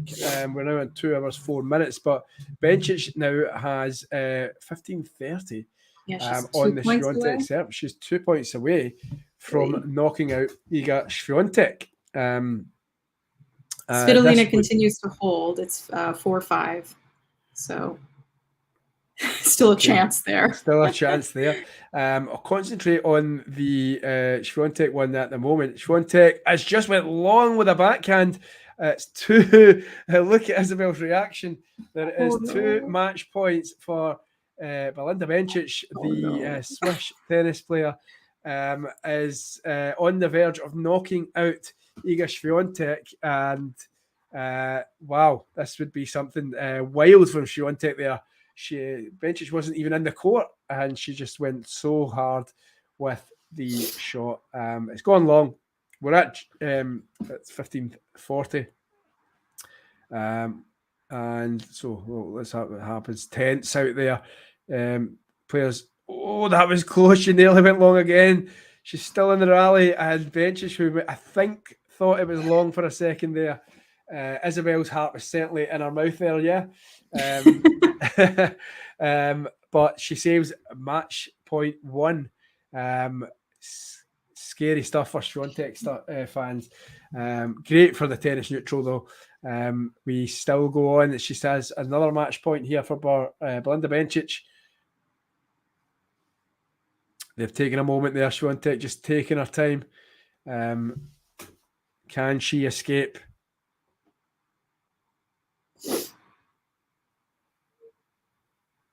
She looks like she's concentrating. First serve coming out here. Went wild long. She's on a second serve here.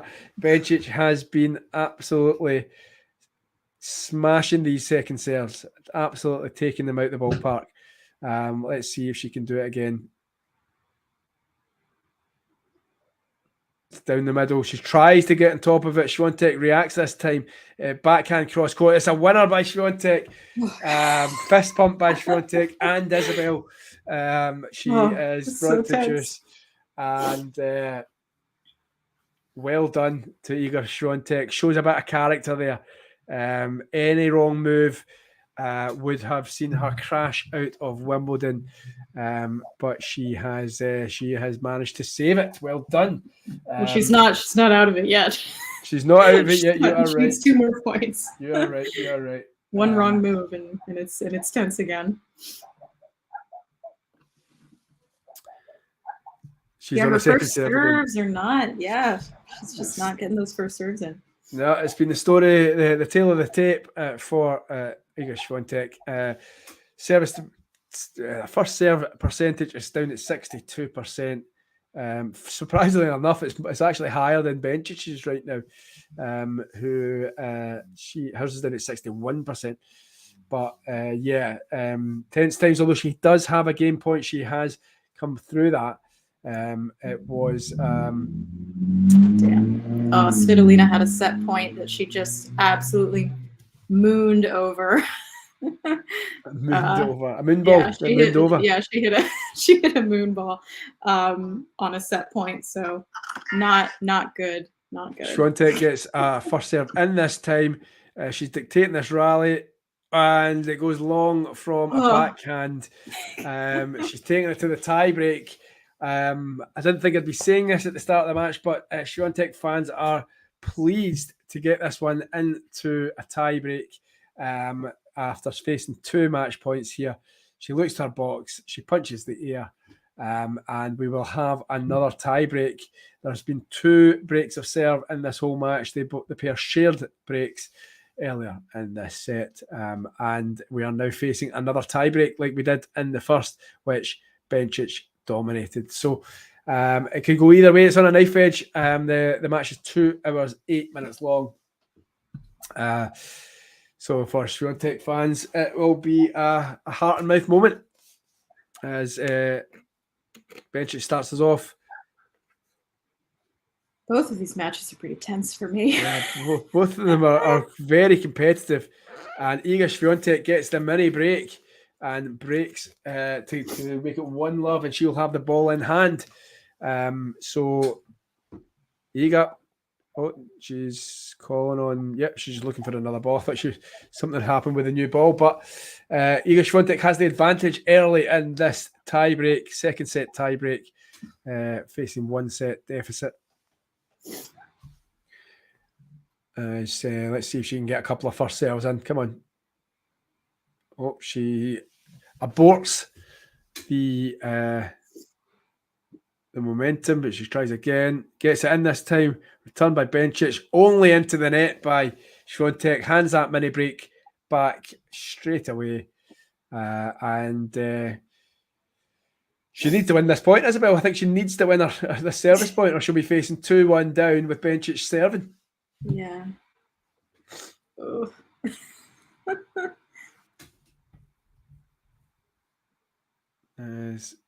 First serve out. Again, the first serve. Oh my God. I think no matter what happens, Iga Swiatek will need to go away and work on that serve if she's to certainly win the tournament. But even she's a long way from doing that right now. A very slow second serve. Players exchanging forehands now just over the net there, and it's wide. That looks wide to me. That forehand just not been working for Swiatek, and it's now 2-1 to Bencic, and Bencic has 2 serves coming up. I think it's surprising that her forehand really isn't there today. Because she loves that. That's her arm. That's the arm. You know. Yeah. She loves that down on the ground forehand. She's almost made that a kind of trademark shot. But yeah, it's a strange old tiebreak. Not one player won a point on their serve as yet. And Bencic now has the chance to extend the lead in this tiebreak. 2-1 up, ball in hand on her racket. Gets her serve in. And the +1 that was returned pretty tamely, if I'm being honest, by Swiatek in the middle of the court. Bencic has made an error there. She just put it into the net. And Swiatek now gets one of the mini breaks back. Again, we are 4 points into this second set tiebreak, and not one player has won a point on their serve. What is Isabelle saying? What's happening? Sorry, there was just an excellent rally won by Svitolina to get to the third deuce in this game. At 4-5, Svitolina has had so many break points and a set point in this set, and she has had an excellent forehand winner cross court against Azarenka. It was just really tense. This one has upped its notch again. Swiatek has just won another point on the Bencic serve. She's now 3-2 up from being 2-1 down. After a forehand error by Bencic. Sorry, my mind went a blank there. So it's 3-2 to Swiatek with the ball in hand. No player has won a point on serve in this tiebreak as yet. Every point is a break point, remember, when it comes to these tiebreaks. And Swiatek has curbed that trend by winning a point there. Great cross-court forehand. 4-2 up, and this could be her moment. Yes. And Svitolina has a second set point in this game.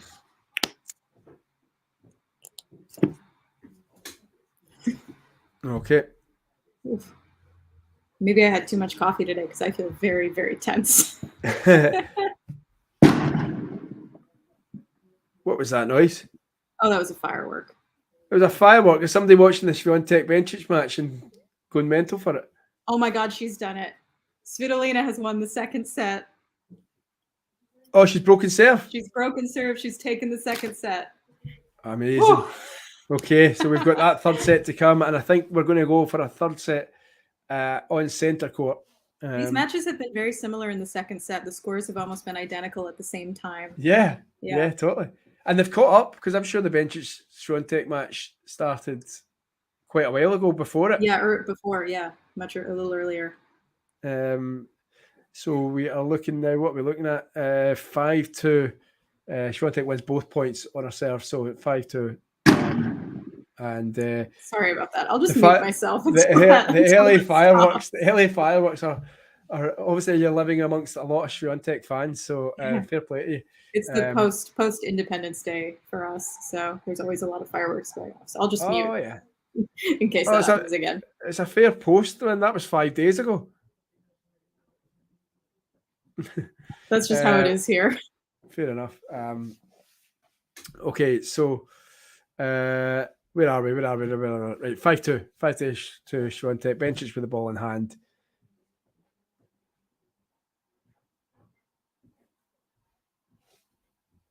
And it's so they're exchanging backhands here. Bencic tries to be the aggressor. Swiatek this time the forehand works when she's landed on the ground, and she's just put away a lovely curling winner. Look at Isabelle's face. She's loving it. That was a great shot. Swiatek's are loving it. She looks like she's going to take this set and take this match into a decider.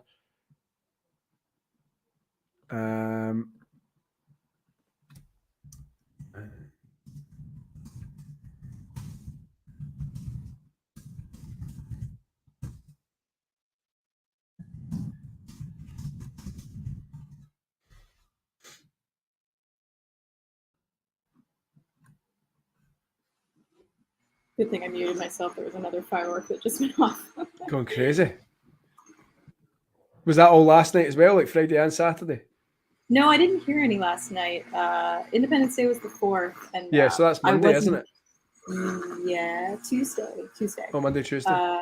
Yeah, I wasn't here at my new place that night, but my roommates did warn me. They said it's going to get pretty crazy in this area, so maybe don't be driving around at night. So I just went ahead and stayed at my parents' place. It was a bit quieter. Yeah, I don't know why they're going off. There's another one. I don't know why they're going off in the daytime. That's amazing. It's not used. It's the middle of the day as well. They don't make much sense in the middle of the day fireworks. Yeah, it's just kind of a pastime here. Well, either that or it could be Iga Swiatek fans, because Iga Swiatek has taken out that second set 7 points to 2. This one will go into a decider. A little celebratory fist pump there by Isabelle. I'm going to take a quick break just to run to the gents. But going to the toilet, same as Bencic. She's taking a break. I'll take a break. We'll be back in about 90 seconds. All right. Thanks for tuning into this watch along. While there's a break in play, here's a reminder to hit the like button, subscribe, and click that notification bell. Your support helps to keep the channel going. While we're here, you can now become a member to enjoy perks including badges for the live chat, but also bonus material such as interviews with top players from both ATP and WTA tours. The membership link is pinned in the live chat. You can also follow us on Twitter, Facebook and Instagram. So whether it be serves or volleys, forehands or backhands, serve bots or drop shots, we've got you covered, whether that be via our website, talking-tennis.com, where you can read features and interviews from our top writers. Or if you prefer us in audio form, you can subscribe to our podcast on Apple, Amazon or Spotify, or wherever you get your podcasts from. Remember, we offer you wall-to-wall coverage via our regular watch-alongs, magazine shows such as Nick's WTA Weekly or Damien and Mario's ATP version. Plus, we deliver top content from people on the ground, actually at the tournaments, so you get even nearer to the action. So, what are you waiting for? Hit that subscribe button so you don't miss out on all things tennis.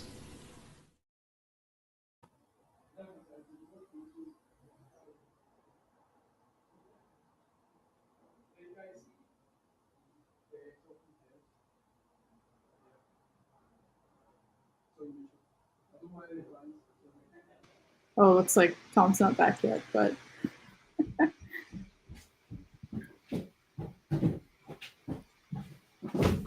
yeah. So we're both matches are on a little bit of a break right now. Hey, Tom.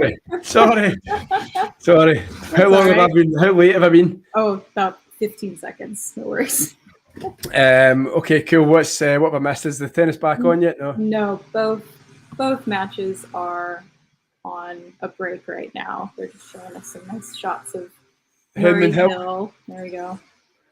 Murray Mound, I guess I should say. Murray Mound, that's it. Yeah, that's the one. I sat there last year to watch, I think it was De Minaur and... Brody? No, it wasn't Brody. He played Schwartzman, which I got to see in person. I was on the court for that match. Oh, good. But I think Nick and the guys, I think Jakob and I think a few of the guys managed to get some decent matches this week. As there mentioned, were a lot of good ones this week. Yeah. I know that John is heading. He's heading home today, so that's because he told me that earlier on. So it was funny, like, you know, a couple of them were saying they went out for a beer and maybe missed the next day's queue. I just saw something that I would do. So yeah. So Iga Swiatek is back out on the court, and she's just waiting on Bencic now. Swiatek took a break just before the second set, and it's now she made Bencic wait. Now it's Bencic's turn to go to the ladies' room, and so we're going to have a deciding set. Thoughts on this one, Isabelle? Where do you see this one going? Both players have been playing well. Certainly Swiatek played much better after being 2 match points down. Do you think maybe that's been the kick up the bum she's needed? Yeah, I think so. I think she's good at once she gets that momentum. I mean, she did the same thing at the French Open final. She was down a set, and she had to dig deep to find the momentum for that final set. But I think she can. I think this is what she needs. She was probably just feeling pretty down on herself. I saw her in the changeover with the towel over her head, probably doing some meditation exercises. And I've just I think she'll be a bit better in this final set. In terms of the Djokovic match, I know I'm maybe throwing a bit of a curveball here, but you know, we're now at 7:45 UK time. Obviously, Wimbledon has this 11 p.m. curfew. That's right. Oh my God, we probably won't even get to Djokovic, will we? So, well, we will. I think we'll get to Djokovic, but I don't think Djokovic will finish his match. So there's a chance that he'll then be needing to come back tomorrow, which could have a knock-on effect of the tournament. Don't worry, we're not like the roof of Wimbledon. We don't. If it starts and the roof's closed, you have to finish it or something like that with the roof closed. So yes, it's just it should be a case of we might not finish it tonight. And so yeah, that's a pity. But it's just I just thought with regards to I just looked at the time and I thought it's 7:45 at the moment. Depends how fast let's say this goes for another 30 minutes, 35, 40 minutes. Djokovic doesn't come out till 9 o'clock. There's no chance he's finishing that. Unless he absolutely comes out and wins 6-1, 6-love, something like that, 6-love. I don't know. So yeah, we may not have Djokovic finishing his match tonight now, which it just seems so surreal. You know, they can't finish 3 tennis matches within 10 hours, 8 hours, 9 hours, something like that. Yeah. I mean, on one hand, I kind of think it's good to not have those crazy night matches like the French and all the other Grand Slams. Yeah, I do think it's a good idea to have a. Yeah, no, I know that I know they don't do it for the players. No, they don't. They're doing it for the neighborhood. But I do think it's a better system for the players. You know, they actually get to sleep and rest. Yeah. I like it. I like what Wimbledon do. They sell an all-day centre court ticket. Seems to be in the French. I mean, I'm opening myself up to be completely wrong here, but it seems like the French would. I think they sell a day ticket and then they sell the nighttime ticket as well. That's why they have to have this like 6 o'clock, 7 o'clock start. I think it's 8 o'clock, maybe even. And then there's always the argument: should it be the men's or should it be the ladies' match? I think the French haven't done themselves any favours by failing to put on a ladies' match on it in the evening. They are. But if that finishes within an hour, the people who have paid for a nighttime ticket don't get their money's worth. Doing that all-day ticket just completely takes that argument out. It just completely basically sorts all those problems. And, you know, you can accuse people of being just in it for the money. I don't know. But it's just, I think, I like you say, I like the fact the centre court just they have an 11 o'clock shut off. That's it. No questions asked. I don't know if you remember, was it during COVID? Was it last year? The French, was it Djokovic Nadal? And they extended the curfew? They extended it, like the French Prime Minister or somebody phoned up and was like, just let it go or something like that. That was 2 years ago. 2 years ago, was it? Yeah. I think He it was. just phoned up the it was umpire and just said, "Let it run, buddy. Let it run." Well, it was the craziest. It wasn't even a final, was it? It was like no, it was a semi-final. Yeah. Is this the one Djokovic won? Yes.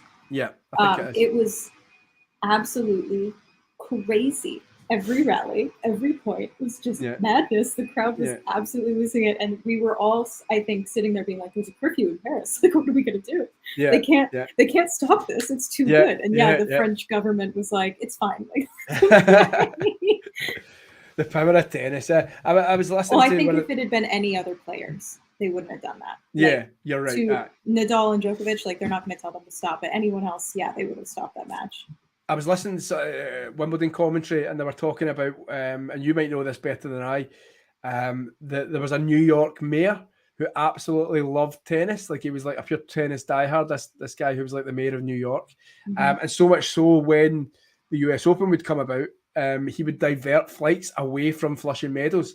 So because, so that the planes won't go overhead when the players are trying to like serve and play and stuff like that. And I just thought, that's amazing. Is that true? Because I don't know that the mayor of New York has that power. That's what they said in the commentary in the BBC. I'm just going by them. Did they mean the governor of New York? I don't know. Can the mayor of New York not tell them not to go over a certain place? I don't feel like they have the power to direct air traffic. Right. How can I find this? Tennis. I'm going to Google tennis loving mayor of New York. I would probably be like Bill de Blasio, maybe, or David Dinkins. I don't know him. Right, so that must have been from a while back. Because the only mayors I can remember are de Blasio and the one who's kind of gone crazy since. Flights from US Open. Right, 17th of August, 1990. So this is Mayor David Dinkins. This is the guy's name, right? Oh yeah, I guess I don't know him. So it's way back when. It's way back when. It's 1990. And number 110, playing at this year's US Open are less likely to be thrown off their games by incessant roar of departing airplanes. Fans at the National Tennis Centre should benefit too by hearing the distinct thwack of each serve and volley, not to mention the full range of Monica Seles' grunts and Andre Agassi's groans. Responding directly to an appeal from Mayor David Dinkins, the FAA announced yesterday that special takeoff procedures normally put into effect at LaGuardia Airport only during the 2 days of men's and women's singles finals would be extended for the entire 14-day tournament. Wow. So what happened was what I'm getting from that is when it's the men's singles and the women's singles on the Saturday and Sunday, there has historically been no flights from LaGuardia or something like that. LaGuardia and Flushing Meadows are pretty, like, they're not super close, but they are in the same part of New York. They're both in Queens. So okay, that they're both in Queens, right? Okay, lovely, right? So then what I think's happened is this guy David Dinkins, who has been an absolute tennis fanatic, has made an appeal to the FAA to say, can you do this for the whole 14-day tournament? And in 1990 they did it. Wow. How amazing is that? So there you go. And speaking of amazing, Svitolina in this third set is up 3-love against Azarenka. Wow. 3-love as in double break or just 3-love? No, it's just okay. Wow. Okay. There you go. So she has flipped this match on its head. Yes, so she's looking good for a quarter-final place. Yeah, well done, which would be so cool. That would be very cool. Remind me, I take it that this is by far and away her best result since returning to the tour. Oh, absolutely. I mean, she had a good run in. Where did she go in the French Open? Was it also round of 16 or was it fourth round? I didn't think she made it that far. I can find out. I think maybe it was fourth round, not round of 16. Let me see, Svitolina. Okay, just to while I do that, just update you. We were in 30-all, 1-all, 1-all, 1-all. So 1-all in sets, 1-all in games in the third. We were on 30-all, And Bencic has just tried to take advantage, as she's been doing all game, of the second serve of Iga Swiatek. This time just goes just a little long, but that would have given her break point, but we're now at 40-30 Swiatek. So that is a quick rundown of what has been happening over the last 10-15 minutes in this one on centre court. Reminder, Djokovic and Hurkacz will follow after this one. But this one is looking like it is going to run and run. And so we are likely not to have Novak Djokovic finishing his match today. Likely to be tomorrow, as Iga Swiatek just serves up a double fault to take this match to deuce. This game to deuce. While I go and try and find out where Svitolina went in the French. I think it was third round. I've got a feeling I'm saying, but I've been wrong once before, and I'm sure I'll be wrong once again. Well, do you happen to know what her best result is? I think she made like the semis of whatever. Yeah, I want to say she made the semis of something. Just Grand Slams we're talking about. Yeah, before she got pregnant, I feel like she made the semi-finals. Yeah, you are right. She has been at the semi-finals here at Wimbledon in 2019, and on the same year she was at the semi-finals of the US Open. So she made the semi-finals at both Wimbledon and the US 2019. At Australia, 2019 and 2018, she made it to the quarterfinals. She's done that on those two occasions. And at the French, she's made it as far as the quarterfinals on 4 occasions. 2023. So she made it to the quarterfinals in this year. That's what I thought, yeah. So you were right. Well done. I was dismissing your confidence there, so I apologize for that, Isabelle. Yeah, I think if she made the quarterfinals here, like that's, I mean, obviously we've had maybe not a lot, but we've had moms make it all the way to finals of Grand Slams. Obviously, Serena Clijsters. Serena not win one while pregnant? Yes, she did. And Kim Clijsters won after having, was it 1 kid or 2 kids, something like that. She won the Australian Open, beating Serena, who was in her prime at the time. And we had Tatiana Maria last year at Wimbledon, who made the semifinals. Yeah. Yeah, so we've like moms can obviously do it. Azarenka has also done really well, of course, yeah, since coming back from having a kid. I've always liked Svitolina. I really want her to win a Grand Slam, and I think doing it after having a kid would be even greater. Yeah. Her chances this year, maybe not, with Jabeur and Iga and Rybakina all in the same, areas. Her chances are slim due to them, but if she could make it to the semis or the final, I would be so pleased for her. And there's just the fact that she's playing well is like warming my heart. I also love Gael Monfils, so like that, to me, they're my favorite tennis couple. So just watching the Swiatek one, and of course that the winner of the Swiatek Bencic match will face the winner of your match between Vika and Svitolina. But Bencic has been playing the better tennis here, and she's managed to carve herself out a break point. Seemed to be a bit of controversy about a call there, but Bencic has managed to carve herself out a little break point here. And again, this would be showing some nerve after losing that second set tie break to then get herself an early break would kind of put that pain to bed a little bit. As the players slog it out here, forehand to forehand.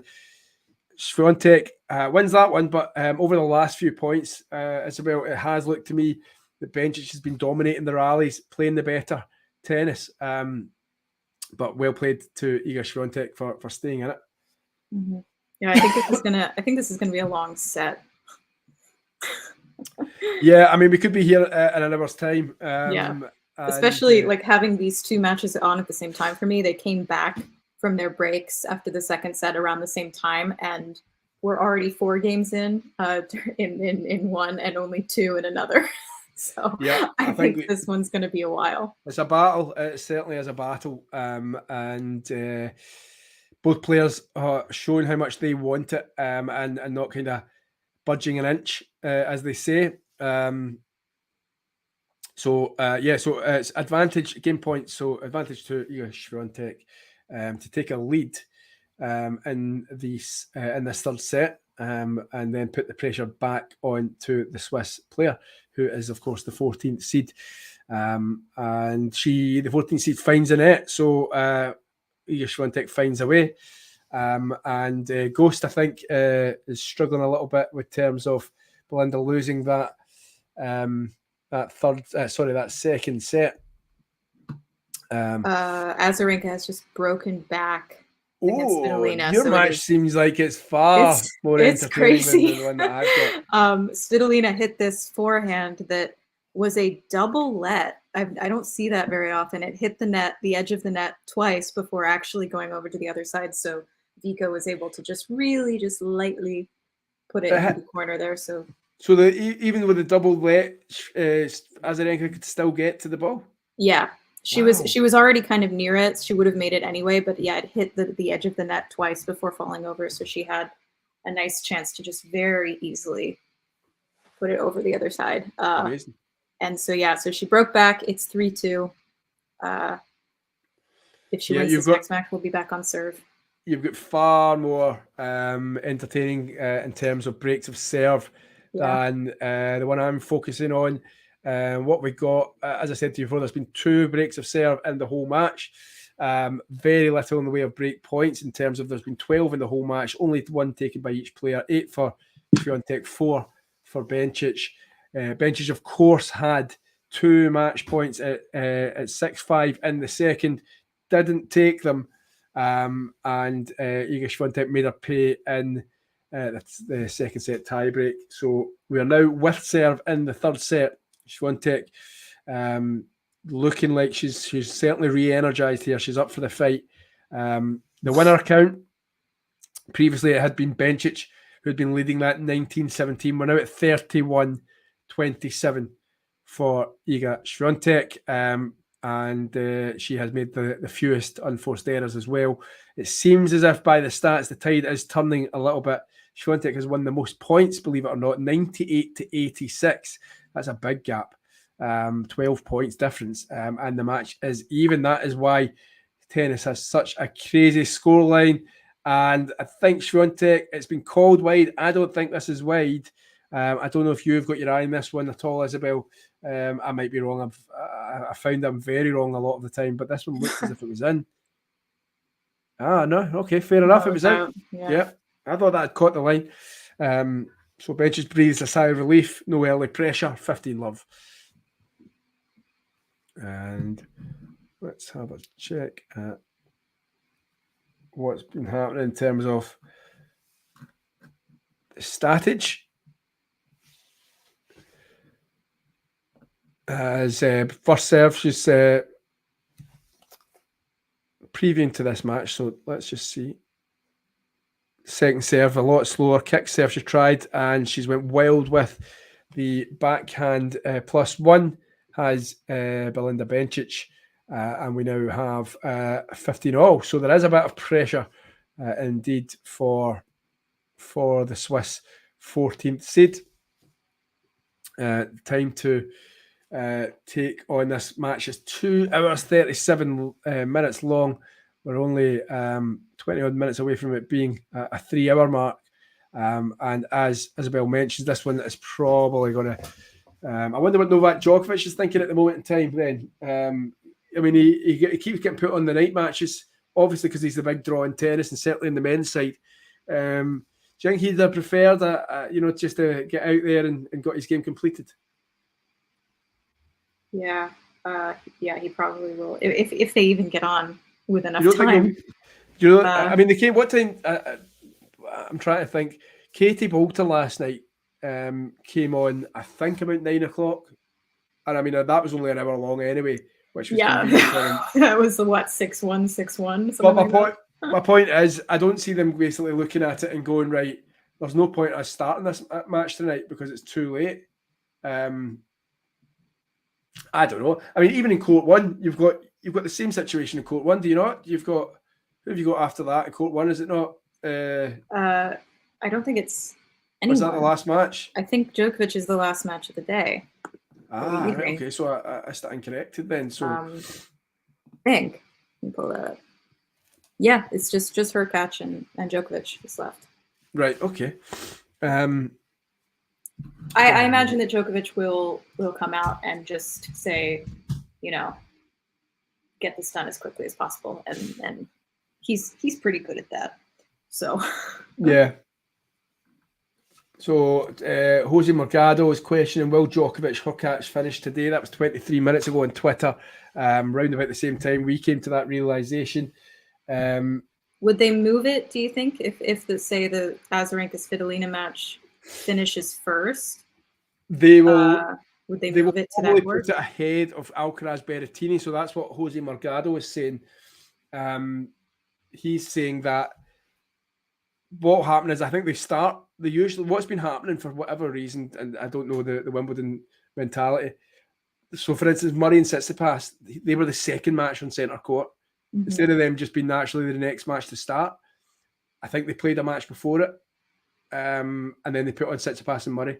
And they've been doing that. That seems to be the way. So, like, as per the way that they've been doing it, it would say to me that Djokovic and Hurkacz would be after Haddad, Maia, Eubanks probably. That's the first match tomorrow. Eubanks and Tsitsipas. Is that on court? But that's on. Is that? It might be on. That's on court 2. That's court 2. Okay. Yeah, they'll keep this one on centre court, so they'll probably try to squeeze it in either after Rybakina and Haddad Maia, which again could be a 3-setter. Absolutely no danger of that being a 3-setter. I'm not sure. Rybakina, she's been. Some of the reports I've been getting from Haddad Maia's last match have been that she was playing like faultless tennis. Yeah. Really, if you look at Rybakina's match against Katie Boulter, you could probably say the same thing. Yeah. You know what? You make a grand point. So but it might be a really fantastic match. So because of that. Yeah, you good. So you're talking now that Carlos Alcaraz and Berrettini doesn't finish. How do they keep getting this wrong? This is 3 matches on a day. Now it's not their fault the matches go longer than expected, but do you know why they can't play before 1/2? Sorry? What do you know why they can't put a match on centre court before like the 1 o'clock one? I don't know. I don't know the rules. I wonder if anyone in the chat will be able to answer that for us. Yeah. I think all of the rain in the first week just threw everything off course, and they just still haven't been able to recover from all of that. Yeah, I thought they nearly had, but just to say, Swiatek has broken serve, in the main centre court match. It was on a double fault. Bencic. 2 things I mentioned early in the match. I said that she's got a good serve. She tends to double fault though. And the Iga Swiatek serve hasn't been fine. But now she is 1 set all, Iga Swiatek, and she is now a break up. So she is in the driving seat, which half an hour ago we would not be seeing. So, it might be hope for Djokovic. Yeah, I don't think he's going to finish it. He's still got 3 hours, mind you. But there might be a glimmer of hope for Novak Djokovic and Hurkacz to get on court and finish tonight. As Iga Swiatek, that looked as if it was in, but it was in. What they saying on Twitter? What they saying? If Iga, blah, blah, blah, blah, blah, blah, blah, blah, blah. That was the. Tomorrow's match can't be finished, but let's see. Let's finish the match. Something then jump into. Aye. So a few people basically on Twitter after Jose Morgado had tweeted about it, a Spanish journalist, talking about Portuguese, talking about it's probably not ideal for Djokovic to be playing every match nighttime under the roof. Always worried about trying to get in there before the 11 p.m. curfew.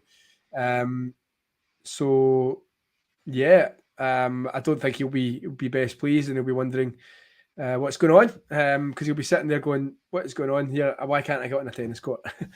Yeah, well, why at a certain point with all of these scheduling fiascos, why does everything have to be on center court? I mean, I know it's center court, I know it's court 1, but with everything going on, just, I don't know. You've got a lot of courts at your disposal. Like, just use them. Yeah, I suppose would they take Djokovic to an outside court? I mean, I get why they wouldn't want to, especially for those who had bought tickets for center court specifically.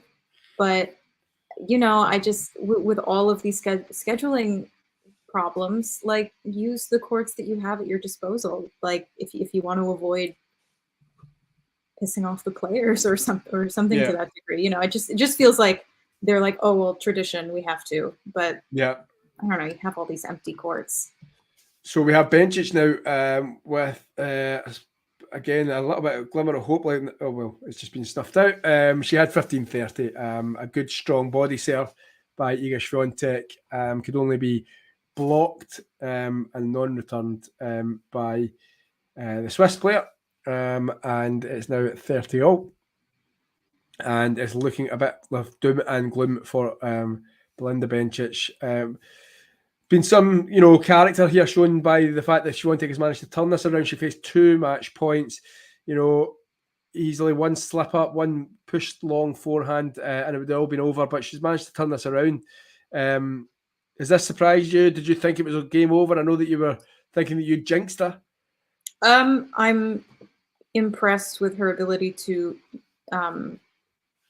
maintaining that level that she gained in the second set. I think these kinds of matches that Iga finds herself in, it's not often, right, that she has to really dig and really fight, especially, on clay. So I think when she is faced with these kinds of situations, she always improves as a player after finding her way out of them. Especially something like the French Open final was one of those situations. So I think if she wins, this will only improve her game. Yes, you probably learn more from your mistakes than you do, or from your losses than you. Yeah. But she just has so few. I know that she doesn't like the joke about Iga's bakery and that kind of thing. She doesn't like to think about that. Yeah. But she is a really dominant player. She's a straight set kind of person. So she doesn't face these kinds of challenges a lot. So I think it's always really good for her when she does, because she just gets better after. Yeah, well, she has secured a 4-1 stretch her lead to make it 4-1. What's happening in the other match then? So Svitolina has lost her break lead and everybody's back on serve. It is 4-all at the moment. Okay, so another tight one there. A little bit ahead. This match is actually, your match, or number one courts match, has actually overtaken this Swiatek Bencic match. Bencic is to have any chance. She's got to win this next game, obviously. I think she still has a chance, but Iga's, the time is running out. She's finding a way out of it for sure. Do you think she'll be dwelling on those those match points? I think that's playing a factor at all. Maybe, but I don't know. She's a professional. She's sort of trained to put those out of her mind. Yeah. No, well, it's easier said than done. I think when you're on the out there playing tennis, it's very hard. Not to think about what could have been. I suppose, and I suppose the best players in the world. That's why the likes of Djokovic, Nadal, Federer, Murray, to an extent, have been so successful, because in those moments they can put the chances that they've missed behind them and just face the next point. Whereas some players can't. Were you surprised about Ostapenko? I know that we were speaking about her last time. She didn't do very well at this Wimbledon, out very early. I wasn't surprised, really. No. Okay, so the players are back out for Bencic's service game 1-4. As the crowd just settled down, the players are waiting, and a real must-win game for the 14th seed. Easy hold for Svitolina, love 40 hold for 5-4. Okay, so that one looks like we're at the business end as well. Heading towards a tiebreak, probably.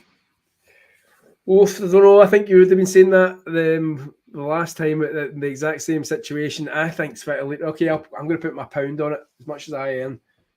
I will put a dollar bet with you that Svitolina breaks here, right? Breaks Azarenka? Yeah. I've been all right at that recently. I think I can't remember what match I was watching. And whoever the player was down was 30-15 down. I said I still think he's going to break. And I put a $5 on it in my betting account, and it happened. So I won £40. All right, I'll take the bet, $1. The dollar. That's how much I can stretch to. I did just lose my feed, so I might come back a little behind. Hang on. Oh, okay, well, back in centre court, Bencic has raced through this first her service game. She is 40 love up, game point to close the gap, put a bit of pressure, put the emphasis back on Swiatek. Although she serves another double fault, that takes her up to 11 double faults. Have a word, Belinda. Have a word. That's 4 aces out of those 11, so it's not like there's too much payoff. Second serve points won as well. She's obviously going for it because she doesn't trust her second serve, because she's only won 46% when she has had to use a second serve. It's been the first serve points that have really taken her so far in this match. She does, however, put in her first serve and win the next point. It is 2-4, and Swiatek now, to extend her lead, has the ball in hand. There was a good point just there. Svitolina was clearly on the offense, even though it's Azarenka's serve, and she hit a net shot way out wide.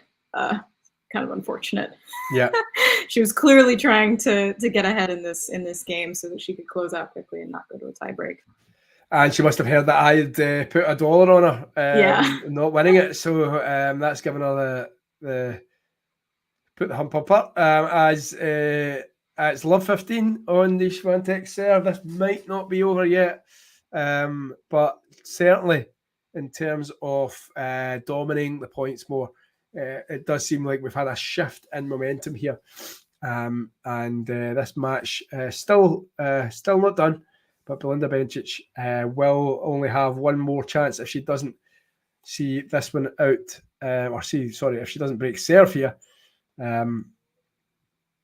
Strong serve by Swiatek, goes wide, tried to take the pace and just use it to cross court it, but yeah, it has gone long. It's now 15 all.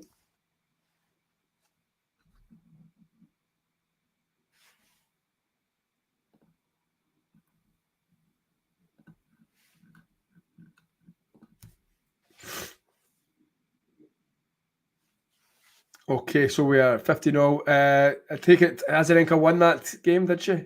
Not yet, no. Okay. It's 40-15. Okay, now she's won. Now owe you $1. Yeah. So, and Bencic has gone long. It's 30-15 to Iga Swiatek, and we are going to be close to 3 hours in this match.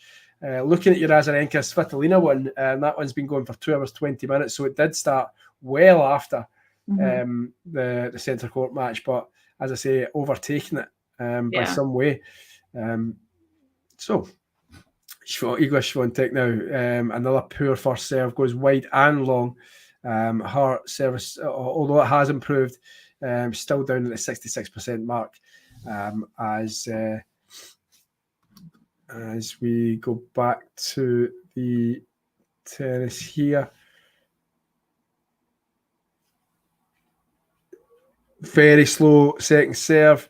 Backhand, ad court to ad court, but Swiatek's ones went long. 30 all, 2 points away from potentially breaking this, or from breaking serve. She needs to properly put the work in there, Bencic. Or she will, all hope will be fading, just like my patter. So yeah, let's see where we're at. 30 all. 4-2. Iga Swiatek certainly done some good work here to turn this one around. As she goes cross court, and Bencic, now she's looking flat, she's looking tight now as Belinda Bencic, and it is it's 40-30 to Iga Swiatek, the last game before the last, or potentially the last changeover. Anything new happening in yours? It is 30-15 Svitolina at 5-all. Okay. I think Svitolina is trying to rush these points a little bit. I think she's trying to make Azarenka like throw her off her rhythm, so that she can get through these points quicker. But it's not entirely working because Azarenka is just as quick as Svitolina. So yeah, similar. I think you're not too dissimilar to the way that Bencic is. Her level has dropped now, looking a little flat. I've got an inkling that the match points have kind of knocked the stuffing out of her a little bit. Iga Swiatek is a game away now. So 5-2 to Iga Swiatek. She has turned this one around, it looks like. And as said, if you've just joined us, Iga Swiatek in the deciding set against Belinda Bencic, she was 2 match points down in game 12 of the second set, and somehow survived it. And she has now a game away. She just needs to serve it out, or she can break here, I suppose, against Belinda Bencic. So we'll see what happens. Excellent backhand winner from Svitolina to take that game. So it is 6-5. Okie doke, right? Okay, so we're coming and we're racing to see which one of these matches will finish first. And then what we'll do is once these matches are finished, we will then we'll probably end this stream, get ourselves a wee break, and then we will get ready for the. You happy with that, Isabelle? Just to, yeah. Then we'll get ready for Novak Djokovic against Hurkacz. But just we're going to see out this one. We have 5-2 to Iga Swiatek in the centre court match. On court one, we've got Svitolina, Azarenka again. They're into a decider as well. Is Azarenka, am I right saying she's serving at 5-6? Yes. Yeah. Okay. Right, so you're fully caught up with what's happening on the main show courts at Wimbledon here on Middle Sunday. I've still got some tennis coming up after. Remember, we have Novak Djokovic versus Hurkacz straight after this one, and then we have the last ball drops, which is likely going to be 11 o'clock tonight with Bencic and Damien. As Belinda Bencic puts away a volley. Iga Swiatek wasn't even in the court. And 15 love. She's staying in it. She's hanging in there just by her fingernails. So she will just need to keep on going. This match is clicking towards the 3-hour match. We're on 2 hours 57 minutes. Some of us didn't think we were going to make it this far. Some thought it was going to be an easy win for Swiatek. Others thought Bencic was going to do it when she had those match points. It's looking like it's going to be Iga Swiatek, who has now made it 15-all in game 8 of set 3. Bencic needs to hold here or it's all over, and put the pressure back on Iga Swiatek. I know you're concentrating on the Svitolina match, Isabelle. Yeah, I had to get rid of my double feed because my computer was overheating. So I had to pick a match to watch. Get all this technology and then not the hardware to deal with it. I really need like 2 screens when we're doing these. Yeah. I've only got the one, so you'll be beating me. I suppose I could probably get my. In fact, I could do that. Well, I was going to say I could do that for the next match, but there'll only be one match on. Mm-hmm. So it doesn't really matter.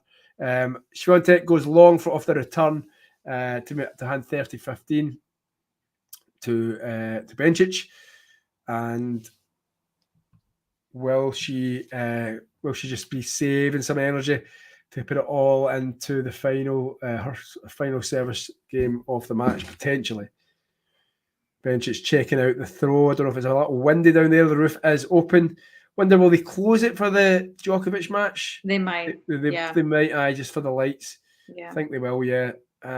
Because of British summertime now, the nights are getting longer again. The days are shorter already. The summer solstice was, of course, June the 21st. I didn't think you were going to get would that be meteorology? I don't know. What type of subject would that be? Astrology? Astrology. We'll go with astrology. I don't think it's astrology. Is it not astrology? Right, okay. No. Weather. That's like birth signs and such. Science. Physics. Physics. We'll say physics. Nature. I don't know. I don't know if there's a word. There's a word for like weather, the study of weather, isn't it? But it's not really weather though. It's like the climate. It's like the days, the time. This is what you might have been right. You might have been right. I think it might be meteorology. You might be right. Meteorology. This is what you tune into Talking Tennis about to figure out what you mean by the summer solstice. What category does that come under in a quiz? Anyway, God. Right, so back to the tennis. It's 5-3 to Iga Swiatek. Belinda Bencic has held serve, and Belinda Bencic now needs to break serve. She has one more chance to save this match after being so close. Serving out as the clock hits the 3-hour mark. Yeah. What will happen here? Big tense times in centre court. Let's see if Iga Swiatek can serve it out. I think this is headed to a tiebreak. It's 40-30. 40-30. That's in the court one match. Azarenka versus Svitolina. Second serve again. Swiatek not finding the service box with her first serve. Benches onto that second serve. Swiatek goes long. That's what she needs to do. I think she's challenging that. It did look long on first glance. Yep, we are headed to a tiebreak. Okay, so we could be finishing bang at the same time. Of course, not another match coming on court one, but there is the Djokovic match after Swiatek. Let's see if it's going to be a longer wait for Novak or if he'll be on in 10-15 minutes or so, as the clock hits 24 minutes past 8 here in the UK. Another second service, a double fault by Swiatek. That's her third of the match. It's love 30. And would you believe it, we're staring at a situation with Belinda Bencic potentially going to break serve here. I know we're still a couple of points away, but would Swiatek be getting nervous? No, surely not. She's been there and seen it all. She might have a little, a little bit of nerves. If she's serving for the match. This time she manages to find a first serve, and that's where the difference has been. Whenever she can't find that second serve, that first serve, Bencic has been on top of the second. She finds a first serve, it goes wide. Bencic can't get it back into play.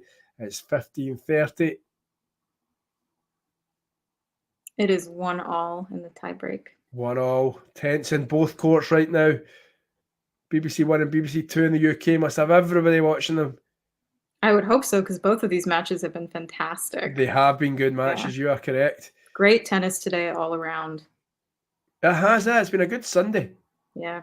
I think the only the one match that didn't really was possibly the Sinner match. Yeah, as Bencic, who was dictating that point, she looked the favourite in that one, and she goes long, and it is 30-all. So Bencic just taking a moment. She's challenged that one, actually. It did look long, to be honest. I don't see her having much success with this one. I don't know why they didn't show us that. I think she must have cancelled the challenge. So we're at 30-all. Ooh, Svitolina gets a break. Svitolina with a mini break in the tie break. 2-1. The players now backhand by Swiatek, just court to ad court, up the line. Best tennis by Iga Swiatek to set up match point. Brilliant winner there. Her winner court now at 32 winners to 30. As Isabelle alludes to, it's been a high quality contest, but Iga Swiatek has a point to reach the Wimbledon quarter-final for the very first time in her career. And she will obviously be looking at the Azarenka Svitolina scoreboard as well as that who would await her should she prevail. So she's serving up. She wants a first serve just to cast any doubt away.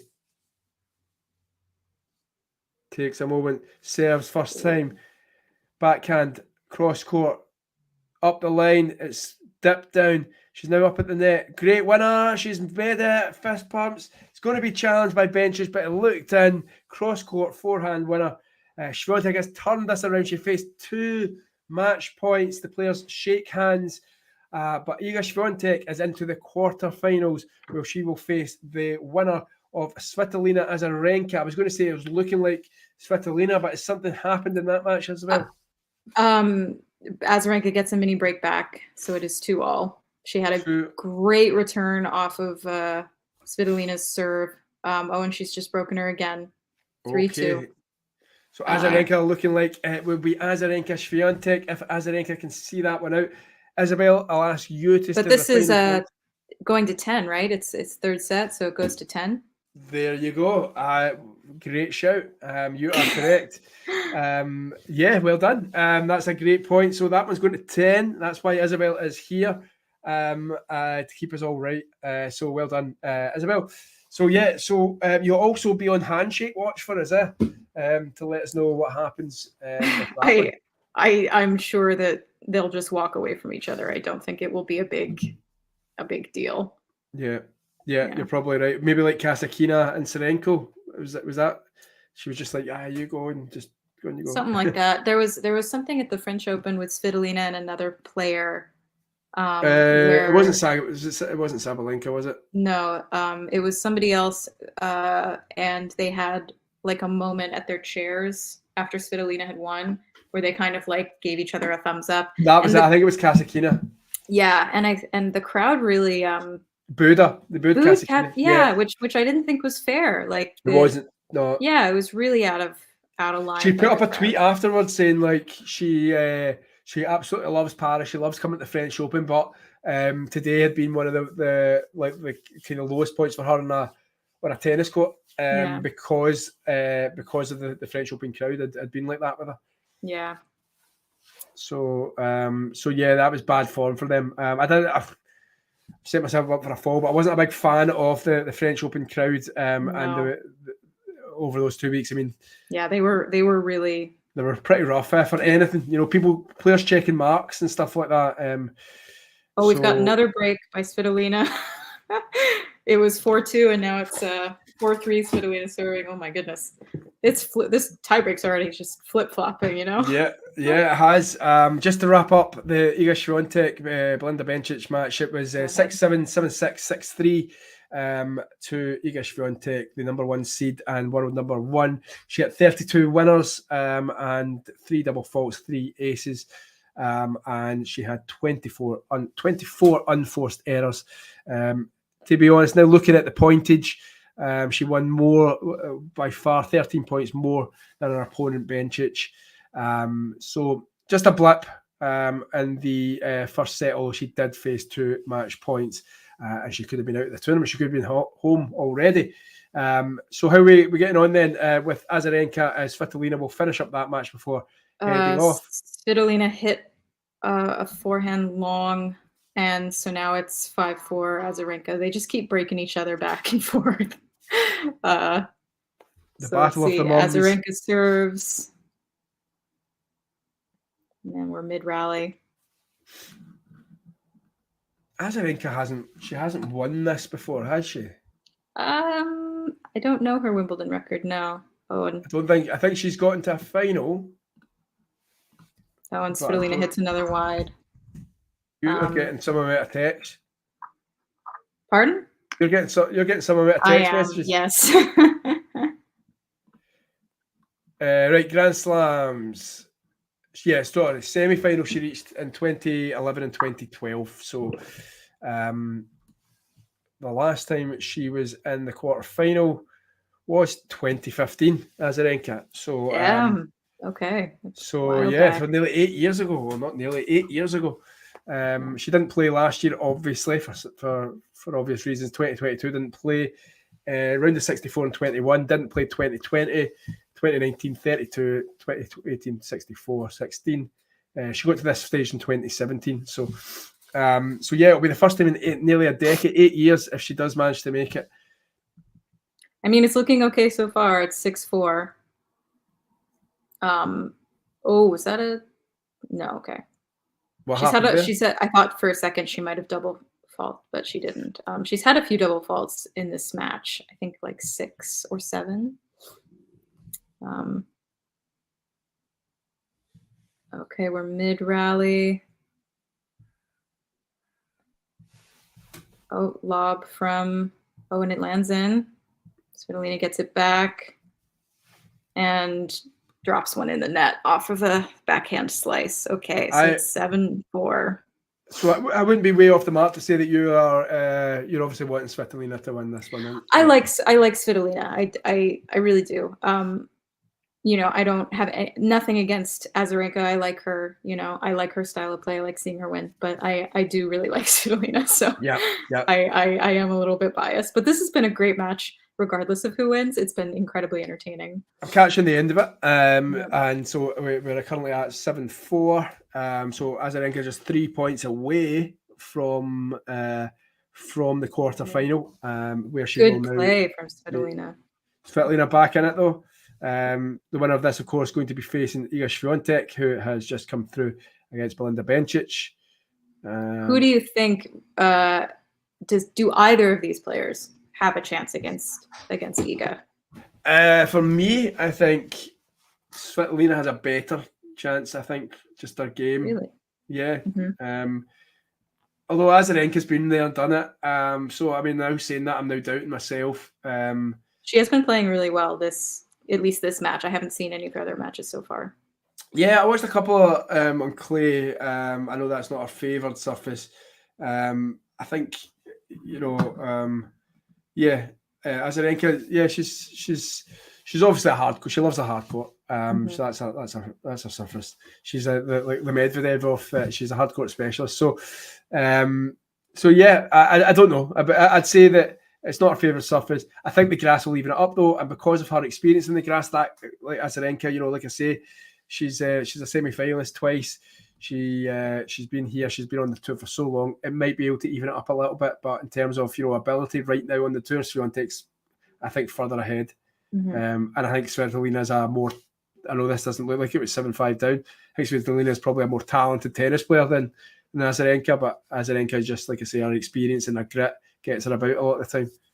You'd really say she's more talented. She's got a couple 2 Grand Slams. But I just think ability wise, I like you say, I like Svitolina as sometimes pulls out shots that I don't think Azarenka could play. So yeah, but where are we at then on the score? It is 7-6. Mid rally on Azarenka's serve. Okay. Excellent forehand from Svitolina. It is now 7-all. Oh, excellent! Right, I'm a wee bit behind you, so that's good to hear. I'm about to see this excellent forehand. Oh, here we go. I think that's the one. Yep, that's the one. Okay. Yeah, Svitolina's gritty. I really, I love it when players can are in a hole and can dig their way out of it. I love seeing that. Yeah. So. Yeah. Well, she this could be another turnaround. I mean, this one was, we were racing through the first set. I think it was 6-2 to Azarenka. Mm-hmm. Svitolina. Oh my God. What's happened? You'll see in a second. Just a great Something great big play. is about to happen, guys. Something big is about to happen. So this now is 2 hours 41 minutes. Like you say, some great tennis. So I'm seeing it now. Oh, okay. The crowd are on their feet. Yeah. Svitolina has a running, passing, cross-court backhand that with Azarenka rushing into the net, didn't read it. and now leads 8-7 with a ball in her hand. She is serving. She has two serves. 2 points away. Just 2 points. This is going to be both your picks, Swiatek and Svitolina. Both your gals. Oh my God! Don't jinx it. Don't jinx it. Touch wood. You know. Let's have a look then. So I'm just going to have a quick run of the stats, see who's been hitting the most winners, because that was some winner. 36 winners by Svitolina. That's why I say she's a better player. I think she's got that in her. 36 winners. So yeah, 8-7 with a ball in hand. There we go. Oh, too good. I thought that was out for a second from Azarenka. That looked close to me, but I guess it was in. Okay. I'm about to see this. Oh, but I now know what you're talking about. I think we were talking about the return, and then the next one that potentially was a winner, and she's put that away. Wasn't challenged. Couldn't have been challenged anyway. I think it probably caught the line just from the angle. Yeah. We're now at 8-all. Svitolina though could put the pressure on. She has one serve left. Oh, come on, Alina. Come on. I like that though. I like that you've got to be a bit bipartisan. I know that John tries to keep us unbiased on this show, but I can't help it. Absolutely fine. Absolutely fine. Oh, good long rally here. You're not even going to tell me who's winning it? Okay. Okay, we've got a match point for Svitolina. Okay. At 9-8, but Azarenka's serving, so we've got Casey Azarenka saying that goes for a drop shot, does not make it. Casey telling us that this is the match of the tournament so far. Oh, I just saw that. I would maybe agree with you, at least on the women's side, definitely, because there have been some really excellent men's matches. I would say the Fekina and Rune on the men's side was probably the match of the tournament so far, but this definitely for women's, this is one of the best ones. Okay, so we're now at 9-8 or 8-9. Probably the. Oh, was that in? Oh, that looked close to me. Oh, and a smash. Oh. All right. Azarenka evens the score at 9-all. She had another one of those shots that was right on the line there that I thought that might be out, but I guess not. Oh my.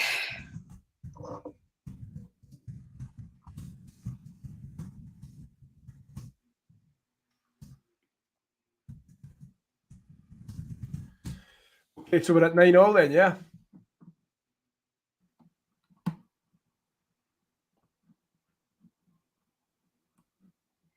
Yep, 9-all. As John says, the link to the Djokovic stream, which will be on, I'm sure the players will be coming out relatively soon. We're at 20-9 UK time. It means they'll probably be closing the roof on centre court before Djokovic gets out there.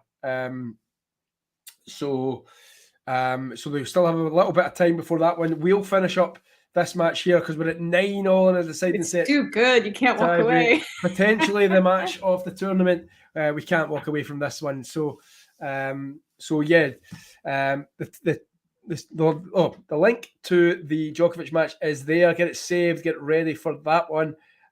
We will be on that one in just a bit of time, but we're going to stay here and see the end of this classic as it's 9-all between Azarenka and Svitolina. Oh my God! All right. Okay, something's happened. Good. Great drop shot from Svitolina. Azarenka does make it, but then Svitolina hits it cross court. Can't get back to it. She's got another match point on her serve. Okay. Well, I guess she's got two opportunities. Yeah. But you're right in saying that it was on her serves. So you're right. You're right. Oh man, I'm on the edge of my seat here. Semi-finalist in 2019 was Svitolina. She hasn't been. Oh my God.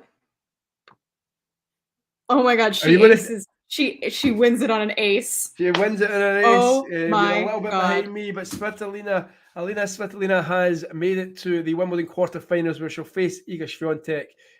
She hasn't been anywhere near that since her semi-final appointment in 2019. She drops to the ground. Azarenka looks disappointed, as would be. There's a handshake by Azarenka to the umpire. There isn't between the players. She gave Svitolina a little. She gave her away, though. She did, which was acknowledged by Svitolina, understandably, with the political tensions. Elena Svitolina, who looked out of this this tie-break, has managed to come through. First time at Wimbledon since 2021. What you said? I don't know. Svitolina. I'm not Svitolina. Azarenka did a little thing at the crowd. Were they? Oh, I didn't see that. Were they potentially booing her? Oh yeah, right now it's on my screen now.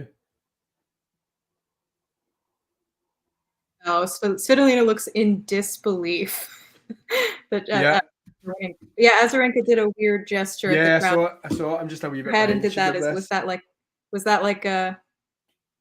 Was that something? I don't know. I don't know what that was. That's an FU, is it? Out of friends? Yeah, or something? Was it?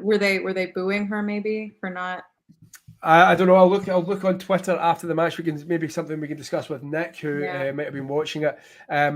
If you're happy to, well done, Svitolina. Well done, Swiatek. Well done, you, Isabelle. Let's end this one now. Go and grab a cup of coffee, grab a munch, and we will be back on with the Djokovic match whenever that one's just about to start. All right. Thank you very much, and we'll see you soon.